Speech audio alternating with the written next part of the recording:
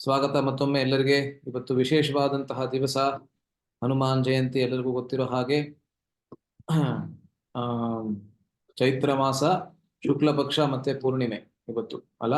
So Purnima ಹೌದು. ದಿವಸ ಹನುಮಂತನ ಜಯಂತಿ, ಅಂದ್ರೆ ಹನುಮಂತ ಹುಟ್ಟಿದಂತಹ ದಿವಸ. ನಮ್ಮೆಲ್ಲರಿಗೆ ಹನುಮಂತ ಬಹಳ ನಿಕಟ, ಯಾಕೆಂದ್ರೆ ನಾವೆಲ್ಲರೂ ಕರ್ನಾಟಕದಲ್ಲಿ ನಾವು ಕೂಡ ಹುಟ್ಟಿದ್ದೇವೆ. ಹನುಮಂತನ ಅದು ನಮ್ಮ ಜನ್ಮ ಅವನ ಜನ್ಮ ಬಹಳ ಅಂತರ ಇದೆ. ಆದ್ರೂ ಕೂಡ ಪ್ರಾಕೃತವಾಗಿ ನೋಡಿದ್ರೆ ಹನುಮಂತನ ಜನ್ಮ ಇದೇ ಕರ್ನಾಟಕ ಭೂಮಿಯಲ್ಲಿ ಆಯ್ತು ಅಂತ ಹೇಳ್ತಾರೆ, ಹಂಪೆಯಲ್ಲಿ. ಅದರಿಂದ ನಮ್ಮೆಲ್ಲರಿಗೆ ಬಹಳ ನಿಕಟ ಹನುಮಂತ. ಸೊ ಇವತ್ತು ನಾವು ರಾಮಾಯಣದಿಂದ ರಾಮ ಮತ್ತೆ ಹನುಮ ಅಥವಾ ಹನುಮಂತ ಇವರಿಬ್ಬರ ನಡುವೆ ನಡೆದಂತಹ ಮೊದಲನೆಯ ಭೇಟಿ, ಅದು ಕೂಡ ನಮ್ಮದೇ ಆದಂತಹ ಕರ್ನಾಟಕದಲ್ಲಿ, ಇವತ್ತಿನ ಹಂಪೆಯಲ್ಲಿ, ಅಂದಿನ ಕಿಷ್ಕಿಂಧ ಪ್ರದೇಶದಲ್ಲಿ ಏನು ನಡೆಯಿತು. ಅದರಿಂದ ನಾವು ಒಂದಷ್ಟು ಮುಖ್ಯವಾಗಿರ್ತಕ್ಕಂತಹ ಪಾಠಗಳನ್ನ ಇವತ್ತು ನಾವು ಚರ್ಚೆ ಮಾಡ್ತೇವೆ. ವಿಶೇಷವಾಗಿ ಹನುಮಂತನ ವಾಕ್ಚಾತುರ್ಯ ಏನಿದೆ, ಹನುಮಂತನ ಎಲೋಕ್ವೆನ್ಸ್ ಅಂತ ಏನ್ ಹೇಳ್ತಾರೆ ಇಂಗ್ಲಿಷ್ನಲ್ಲಿ, ಅದರ ಬಗ್ಗೆ ನಾವು ಚರ್ಚೆ ಮಾಡ್ತೇವೆ. ಇದರ ಬಗ್ಗೆ ಸಾಮಾನ್ಯವಾಗಿ ಚರ್ಚೆ ಮಾಡಿರೋದನ್ನ ನಾನು ನೋಡಿಲ್ಲ, ನಮ್ಮ ಸಂಸ್ಥೆಯಲ್ಲಾಗಿರಲಿ ಆಚೆ ಕೂಡ ಆಗಿರಲಿ. ಯಾಕೆಂದ್ರೆ ಶಾಸ್ತ್ರೋಕ್ತವಾಗಿ ಇದರಿಂದ ನಾವು ಬಹಳಷ್ಟು ಕಲಿಯೋದು ಇದೆ. ಏಕೆಂದ್ರೆ ಹನುಮಂತನ ಏನು ವಾಕ್ಯಗಳಿದೆ, ಅದರಿಂದ ರಾಮ ಎಷ್ಟು ಪ್ರಭಾವಿತನಾಗ್ಬಿಡ್ತಾನೆ ಅಂತ ಹೇಳಿದ್ರೆ, ಲಕ್ಷ್ಮಣನಿಗೆ ಸುಮಾರು 10 ಶ್ಲೋಕಗಳಲ್ಲಿ ಕೇವಲ ಹನುಮಂತನ ವಾಕ್ಚಾತುರ್ಯವನ್ನ ರಾಮ ವರ್ಣಿಸ್ತಾನೆ. ರಾಮ ಯುವರಾಜನಾಗಿದ್ದ ಅಯೋಧ್ಯೆಯಲ್ಲಿ ಸಾಕಷ್ಟು ಬೇರೆ ಇತರ ವಾಕ್ಚಾತುರ್ಯವನ್ನ ಉಳ್ಳುವಂತಹ ಅನೇಕ ಜನರನ್ನ ಪ್ರಾಯಶಃ ನೋಡಿದ್ದ ಅಲ್ಲ. ಆದ್ರೂ ಕೂಡ ಹನುಮಂತನನ್ನ ಭೇಟಿಯಾಗಿ ಅವನ ಮೊದಲನೆಯ ವಚನವನ್ನ ಕೇಳಿದ ನಂತರ ಎಷ್ಟು ಅವನಿಗೆ ಸಂತೋಷವಾಗತ್ತೆ ಅವನ ವಚನದಿಂದ ಅಂತ ಹೇಳಿದ್ರೆ, ಅವನ ಮಾತಿನಿಂದ ಅಂತ ಹೇಳಿದ್ರೆ, ಸುಮಾರು 10 ಶ್ಲೋಕಗಳಲ್ಲಿ ಕೇವಲ ಹನುಮಂತನ ವಾಕ್ಚಾತುರ್ಯವನ್ನ ಬೇರೆ ಬೇರೆ ವಿಶೇಷಣಗಳನ್ನ ಹೇಳಿ ಗುಣಗಾನ ಮಾಡ್ತಾನೆ ರಾಮಚಂದ್ರ. ಸೊ ಅದ್ರ ಬಗ್ಗೆ ಇವತ್ತು ನಾವು ಚರ್ಚೆ ಮಾಡ್ತೇವೆ. ಇದು ವಿಶೇಷವಾದಂತಹ ಚರ್ಚೆ. ಇವತ್ತು ಕಿಷ್ಕಿಂಧ ಕಾಂಡದ ಆರಂಭದಲ್ಲೇ ಈ ಚರ್ಚೆ ಬರ್ತದೆ. ಎಲ್ಲರಿಗೂ ಗೊತ್ತಿರೋ ಹಾಗೆ ರಾಮಾಯಣದಲ್ಲಿ 7 ಕಾಂಡಗಳು: ಬಾಲಕಾಂಡ, ಅಯೋಧ್ಯಕಾಂಡ, ಆರಣ್ಯಕಾಂಡ, ಕಿಷ್ಕಿಂಧ ಕಾಂಡ. ಅದು ಈ ಕಿಷ್ಕಿಂಧ ಕಾಂಡದಿಂದ ಇವತ್ತು ನಾವು ಚರ್ಚೆ ಮಾಡ್ತೇವೆ. ಇದಾದ್ಮೇಲೆ ಮತ್ತೆ ಸುಂದರ ಕಾಂಡ, ಯುದ್ಧಕಾಂಡ ಮತ್ತೆ ಉತ್ತರ ಕಾಂಡ ಕೂಡ ಬರ್ತದೆ.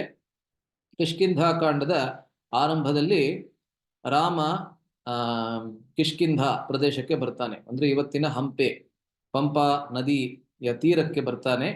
ಅಲ್ಲಿ ಋಷ್ಯಮುಖ ಪರ್ವತದ ಕೆಳಗೆ ಹನುಮಂತನನ್ನ ಭೇಟಿಯಾಗ್ತಾನೆ. ನಾವು ಕೇವಲ ಇಷ್ಟಕ್ಕೆ ಮಾತ್ರ ಸೀಮಿತವಾದಂತಹ ಚರ್ಚೆಯನ್ನ ಮಾಡ್ತೇವೆ, ಯಾಕೆಂದ್ರೆ ಏನನ್ನ ಚರ್ಚೆ ಮಾಡ್ತೇವೆ ಅದರಲ್ಲಿ ಅನ್ನೋದು ಬಹಳ ಮುಖ್ಯ. ಆದ್ರಿಂದ ಕಥೆ ಏನು ಜಾಸ್ತಿ ಇರೋದಿಲ್ಲ. ಇವತ್ತು ಯಾರು ಕಥೆಯನ್ನ ಅಪೇಕ್ಷೆ ಮಾಡಿ ಬಂದಿದ್ದೀರಾ ದಯವಿಟ್ಟು ಕ್ಷಮಿಸಿ, ಆದ್ರೆ ಕಥೆ ಇದ್ದೇ ಇರ್ತದೆ. ಅಲ್ಲಿವರೆಗೆ ರಾಮ ಹೇಗೆ ಬಂದ, ಯಾವ ಕಾರಣದಿಂದ ಅಲ್ಲಿಗೆ ಬಂದ, ಬೇರೆ ಎಲ್ಲೂ ಹೋಗ್ಲಿಲ್ಲ. ದಕ್ಷಿಣ ಭಾರತಕ್ಕೆ ಬರ್ಬೇಕಂದ್ರೂ ಕೂಡ ಎಷ್ಟೊಂದು ಪ್ರದೇಶಕ್ಕೆ ಹೋಗ್ಬೋದಾಗಿತ್ತು. ಇವತ್ತಿನ ಆಂಧ್ರ ಪ್ರದೇಶಕ್ಕೆ ಹೋಗ್ಬೋದಾಗಿತ್ತು, ಅಥವಾ ತೆಲಂಗಾಣ ಪ್ರದೇಶಕ್ಕೆ ಆ ದಿಕ್ಕಿನಲ್ಲಿ ಹೋಗ್ಬೋದಾಗಿತ್ತು. ಕರ್ನಾಟಕಕ್ಕೆ ಏನಕ್ಕೆ ಬರ್ತಾನೆ ರಾಮಚಂದ್ರ ಲಕ್ಷ್ಮಣನ ಜೊತೆಗೆ ಅನ್ನೋದ್ರ ಬಗ್ಗೆ ಏನಿದೆ ಆ ಕಥೆ, ಅದನ್ನ ಸ್ವಲ್ಪ ಹೇಳಿ ಅದಾದ್ಮೇಲೆ ನಮ್ಮ ಪ್ರಸಂಗಕ್ಕೆ ಬರ್ತೇವೆ.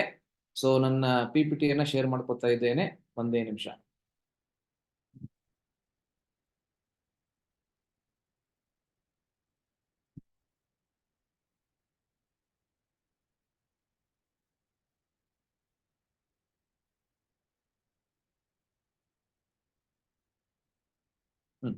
ಕಾಣಿಸ್ತಿರ್ಬೇಕು ಎಲ್ಲರಿಗೂ.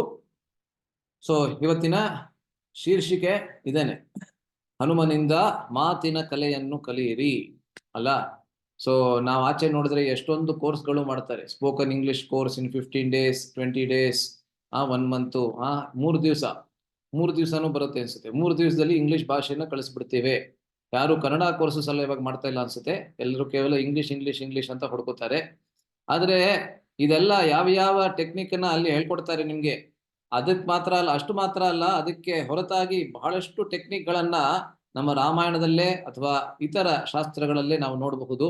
ಅನಾವಶ್ಯಕವಾಗಿ ಅಷ್ಟೊಂದು 1000 ರೂಪಾಯಿಗಳನ್ನ ಕೊಟ್ಟು ಆ ಕೋರ್ಸ್ಗೆ ನಾವು ಹೋಗ್ತೇವೆ, ಆದ್ರೆ ಎಲ್ಲವನ್ನು ನಾವು ರಾಮಾಯಣದಲ್ಲೇ ಪಡ್ಕೋಬಹುದು.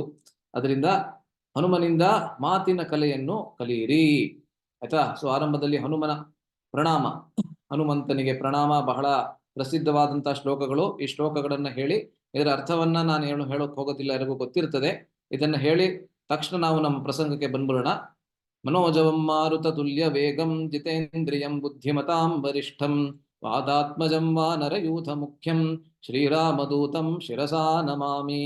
ಆಂಜನೇಯಮದಿ ಪಾಟಲಾನನಂ ಕಾಂಚನಾದ್ರಿಕಮನೀಯ ವಿಗ್ರಹಂ ಪಾರಿಜಾತತರು ಮೂಲವಾಸಿನಂ ಭಾವಯಾಮಿ ಪವಮಾನನಂದನಂ. ಯತ್ರ ಯತ್ರ ರಘುನಾಥ ಕೀರ್ತನಂ ತತ್ರ ತತ್ರ ಕೃತಮಸ್ತಕಾಂಜಲಿಂ ಭಾಷ್ಪವಾರಿ ಪರಿಪೂರ್ಣಲೋಚನಂ ಮಾರುತಿಂ ನಮತ ರಾಕ್ಷಸಾಂತಕಂ. ಹನುಮಂತನಿಗೆ ನಮ್ಮ ಪ್ರಣಾಮಗಳನ್ನು ಸಲ್ಲಿಸಿದ್ದೇವೆ. ಯದ್ಯಪಿ ಅರ್ಥ ಇದೆ, ಅದರಿಂದ ಓದೋದಕ್ಕೆ ನನಗೆ ಇವಾಗ ಸಮಯ ಇಲ್ಲ, ಅದರಿಂದ ಇವಾಗ ಓದ್ತಾ ಇಲ್ಲ, ಅರ್ಥ ಇಲ್ಲ, ಇವಾಗ ಹೇಳ್ತಾ ಇಲ್ಲ, ಎಲ್ಲರಿಗೂ ಅರ್ಥ ಆಗಿರುತ್ತೆ ಅಂತ ಅನ್ಕೋತೀನಿ. ಸೊ ಇವಾಗ ನಮ್ಮ ವಿಷಯಕ್ಕೆ ಬರೋಣ.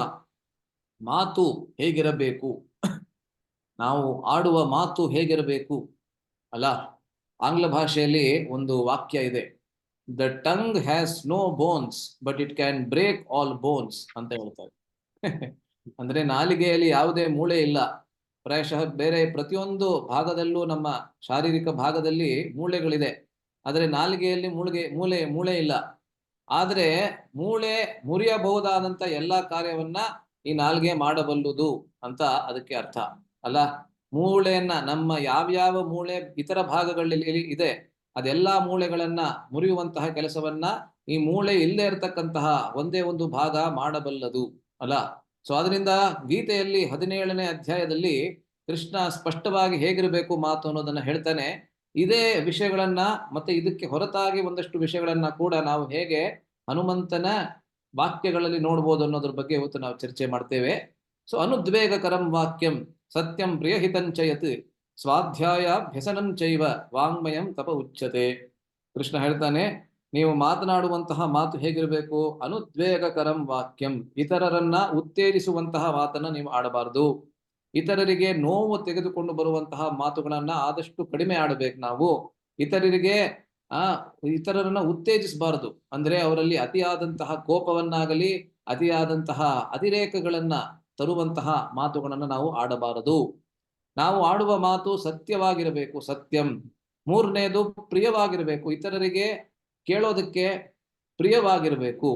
ಮತ್ತೆ ಕೇವಲ ಪ್ರಿಯವಾದಂತಹ ವಾಕ್ಯಗಳನ್ನ ಹೇಳ್ತೀನಿ ಅಂತ ಹೇಳಿ ಸುಳ್ಳನ್ನ ಹೇಳೋದಲ್ಲ, ಆದ್ರೆ ಅದು ಅವರಿಗೆ ಹಿತಕರ ಕೂಡ ಆಗಿರಬೇಕು. ಹಿತಕರವಾಗಿರ್ತಕ್ಕಂಥ ಮಾತುಗಳನ್ನ ಆಡಬೇಕು. ಎಷ್ಟೊಂದು ಸತಿ ಇದು ಪರಸ್ಪರ ವಿರೋಧ ಅಂತ ಅನ್ಸುತ್ತೆ. ಏನಂದ್ರೆ ಸತ್ಯವಾಗಿರ್ತಕ್ಕಂಥ ಮಾತು ಇತರರಿಗೆ ಹಿತವಾಗಿ ಇರೋದಿಲ್ಲ, ಮತ್ತೆ ಹಿತವಾಗಿರ್ತಕ್ಕಂಥ ಮಾತು ಸತ್ಯವಾಗಿರೋದಿಲ್ಲ. ಟ್ರುತ್ ಇಸ್ ಆಲ್ವೇಸ್ ಬಿಟರ್ ಅಂತ ಹೇಳೋ ಹಾಗೆ ಸತ್ಯ ಯಾವಾಗ್ಲೂ ಕಹಿ ಅಂತ ಅನ್ಸುತ್ತೆ. ಆದ್ರೆ ಇದೆರಡರ ನಡುವೆ ಸಮನ್ವಯವನ್ನ ಮಾಡಬಹುದು. ಅದು ಹೇಗೆ ಅಂತ ನಾವು ನೋಡ್ತೇವೆ.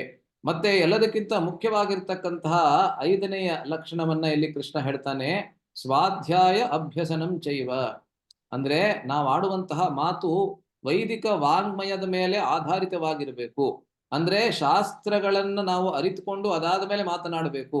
ಆವಾಗ ನಾವು ಮಾತನಾಡೋದಕ್ಕೆ ಒಂದು ಪ್ರಮಾಣ ಅಂತ ಇರ್ತದೆ. ಇಲ್ಲವಾದರೆ ಯಾರು ಏನನ್ ಬೇಕಾದ್ರೂ ಹೇಳ್ತಾರೆ, ಯಾರು ಏನನ್ ಬೇಕಾದ್ರೂ ಹೇಳಿ ಅದನ್ನ ಸಮರ್ಥಿಸ್ಕೋತಾರೆ.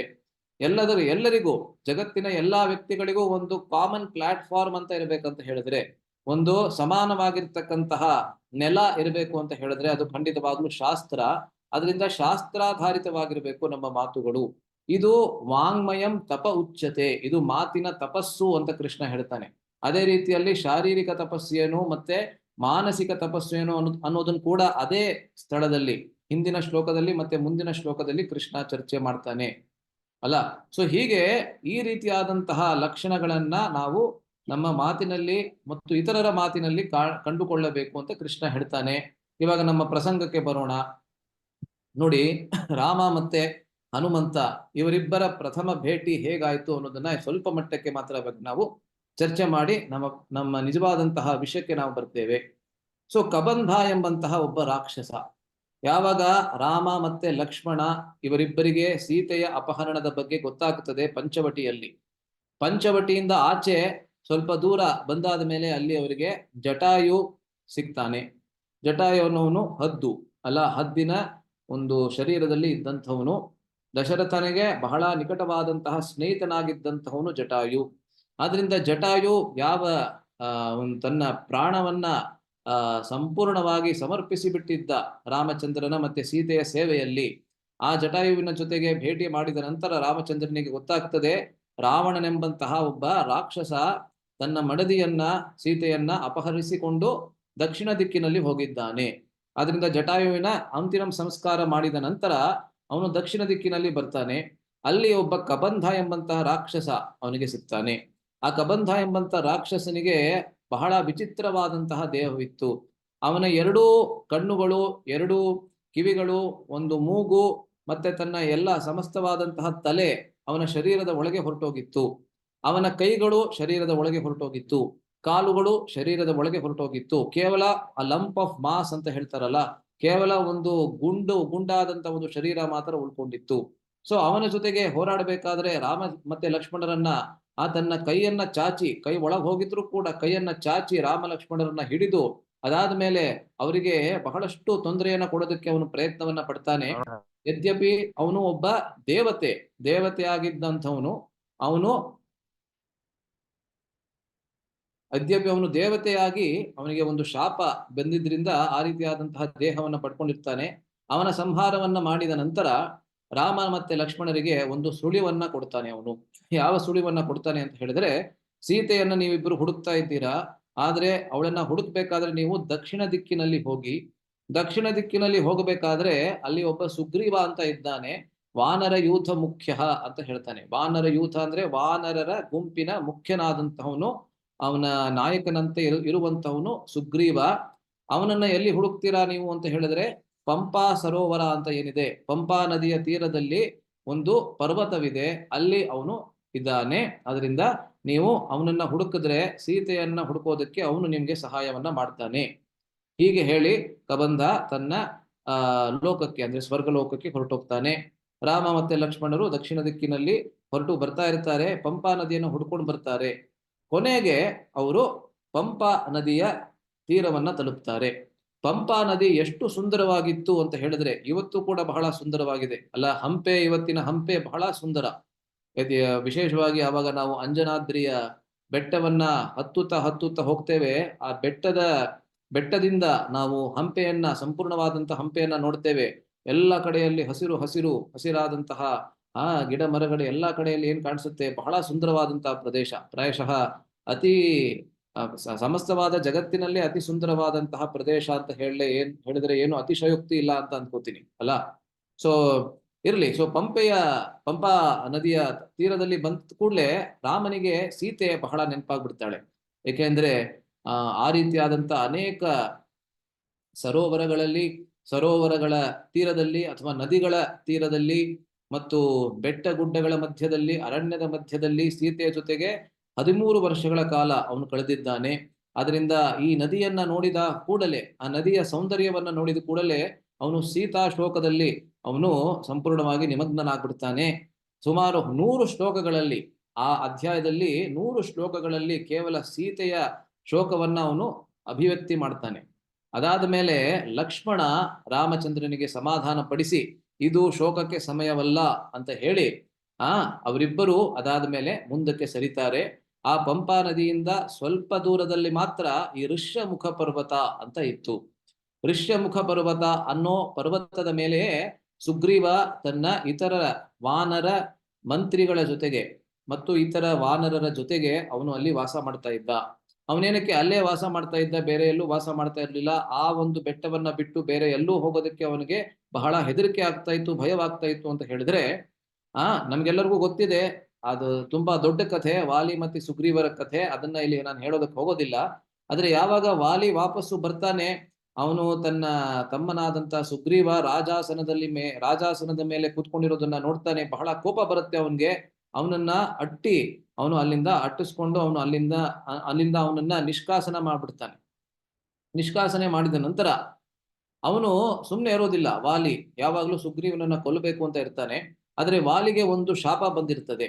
ಹಿಂದೆ ದುಂದುಭಿ ಎಂಬಂತಹ ಒಬ್ಬ ರಾಕ್ಷಸ ಒಂದು ಕತ್ತೆ ರೂಪದಲ್ಲಿ ಬಂದಾಗ ಅವನ ಸಂಹಾರವನ್ನ ಮಾಡಕ್ಕೆ ಹೋಗಿ ವಾಲಿ ಏನ್ ಮಾಡ್ತಾನೆ ಅಂದ್ರೆ, ಅವನ ಸಂಹಾರ ಮಾಡಿದ ನಂತರ ಅವನನ್ನ ತಿರುಗಿಸಿ ಸುಮ್ನೆ ಹಂಗೆ ಬಿಟ್ಬಿಟ್ಟಿದ್ರೆ ಅವನು ಸತ್ತೋಗ್ತಾ ಇದ್ದ. ಆದ್ರೆ ಅವನೇನ್ ಮಾಡ್ತಾನೆ ಅಂದ್ರೆ, ತಿರುಗಿಸಿ ಬಹಳ ದೂರ ಇವನನ್ನ ಬಿಸಾಕ್ ಬಿಡ್ತೀನಿ ಅಂತ ಹೇಳಿ ಈ ಋಷ್ಯಮುಖ ಪರ್ವತದ ಮೇಲೆ ಮತಂಗ ಋಷಿಗಳು ಅಂತ ಒಬ್ರು ಏನು ತಪಸ್ಸನ್ನ ಮಾಡ್ತಾ ಇದ್ರು. ಅವರ ಆಶ್ರಮದ ಮೇಲೆ ಅವರ ಮಡಿಲಲ್ಲೇ ಹೋಗಿ ರಾಕ್ಷಸ ಬೀಳೋ ತರಹ ಅವನಿಗೆ ಗೊತ್ತಿಲ್ಲ ವಾಲಿಗೆ ಹೀಗಾಗತ್ತೆ ಅಂತ.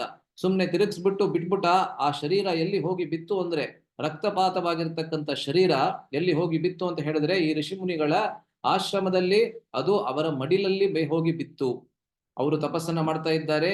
ಅವರ ಮುಂದೆ ಈ ರೀತಿಯಾದಂತಹ ಭಯಾನಕವಾದಂತಹ ಕತ್ತೆ ರೂಪದ ಶರೀರ ರಕ್ತಪಾತದಿಂದ ತುಂಬಿ ಅವರ ಮುಂದೆ ಇದು ಬಿದ್ದಿದೆ. ಆದ್ರಿಂದ ಅವರಿಗೆ ಬಹಳ ಕೋಪ ಬರುತ್ತೆ. ಈ ಪರ್ವತದ ಮೇಲೆ ಒಂದೇ ಒಂದು ಕಾಲನ್ನ ನೀನು ಇಟ್ರೂ ಕೂಡ, ಒಂದೇ ಒಂದು ಹೆಜ್ಜೆಯನ್ನ ನೀನಿಟ್ರೂ ಕೂಡ ಇನ್ಮೇಲಿಂದ ನಿನ್ನ ತಲೆ 100 ತುಂಡುಗಳಾಗಿ ಅದು ವಿಭಾಗ ಆಗ್ಬಿಡುತ್ತೆ, ಅಥವಾ ಬೇರೆ ಶಬ್ದಗಳಲ್ಲಿ ನೀನು ಸತ್ ಹೋಗ್ತೀಯಾ ಅಂತ ಒಂದು ಶಾಪವನ್ನ ಕೊಟ್ಟಿದ್ರು. ಅದರಿಂದ ಸುಗ್ರೀವನಿಗೆ ಇದು ಗೊತ್ತಿತ್ತು. ಅಲ್ಲಿ ಯಾವತ್ತೂ ಕದಾಪಿ ಅವನು ಬರೋದಿಲ್ಲ ಅಂತ ಹೇಳಿ ಅವನು ಅಲ್ಲಿ ಹೋಗಿ ವಾಸ ಮಾಡ್ತಾ ಇದ್ದ ಅಲ್ಲ. ಸೊ ಅದಾದ ಮೇಲೆ ಹನುಮಂತ ಇಲ್ಲಿ ಸುಗ್ರೀವ ಮತ್ತೆ ಹನುಮಂತ ಇಬ್ರು ಮಾತಾಡ್ಕೋತಾರೆ. ರಾಮ ಮತ್ತೆ ಲಕ್ಷ್ಮಣರು ಅಲ್ಲಿಗೆ ಬರ್ತಾ ಇರಬೇಕಾದ್ರೆ, ಅಂದ್ರೆ ಋಷ್ಯಮುಖ ಪರ್ವತಕ್ಕೆ ಬರ್ತಾ ಇರಬೇಕಾದ್ರೆ ದೂರದಿಂದ ಸುಗ್ರೀವ ಅವರಿಬ್ಬರನ್ನ ನೋಡ್ತಾನೆ. ಅವರಿಬ್ಬರನ್ನ ಸ್ವಲ್ಪ ಗಮನಿಸಿ ನೋಡಿದಾಗ ಸುಗ್ರೀವನಿಗೆ ಅನಿಸುತ್ತೆ, ಇವರ ಮೈಕಟ್ಟು ಕ್ಷತ್ರಿಯರ ತರಹ ಇದೆ, ಆದ್ರೆ ಅವರ ವೇಷ ಮಾತ್ರ ಬ್ರಾಹ್ಮಣರ ತರಹ ಇದೆ. ವಿಶೇಷವಾಗಿ ಋಷಿಮುನಿಗಳ ತರಹ ವೇಷವನ್ನ ಧರಿಸಿದ್ದಾರೆ, ಆದರೆ ಅವರ ಮೈಕಟ್ಟು ಕ್ಷತ್ರಿಯರ ತರಹ ಇದೆ.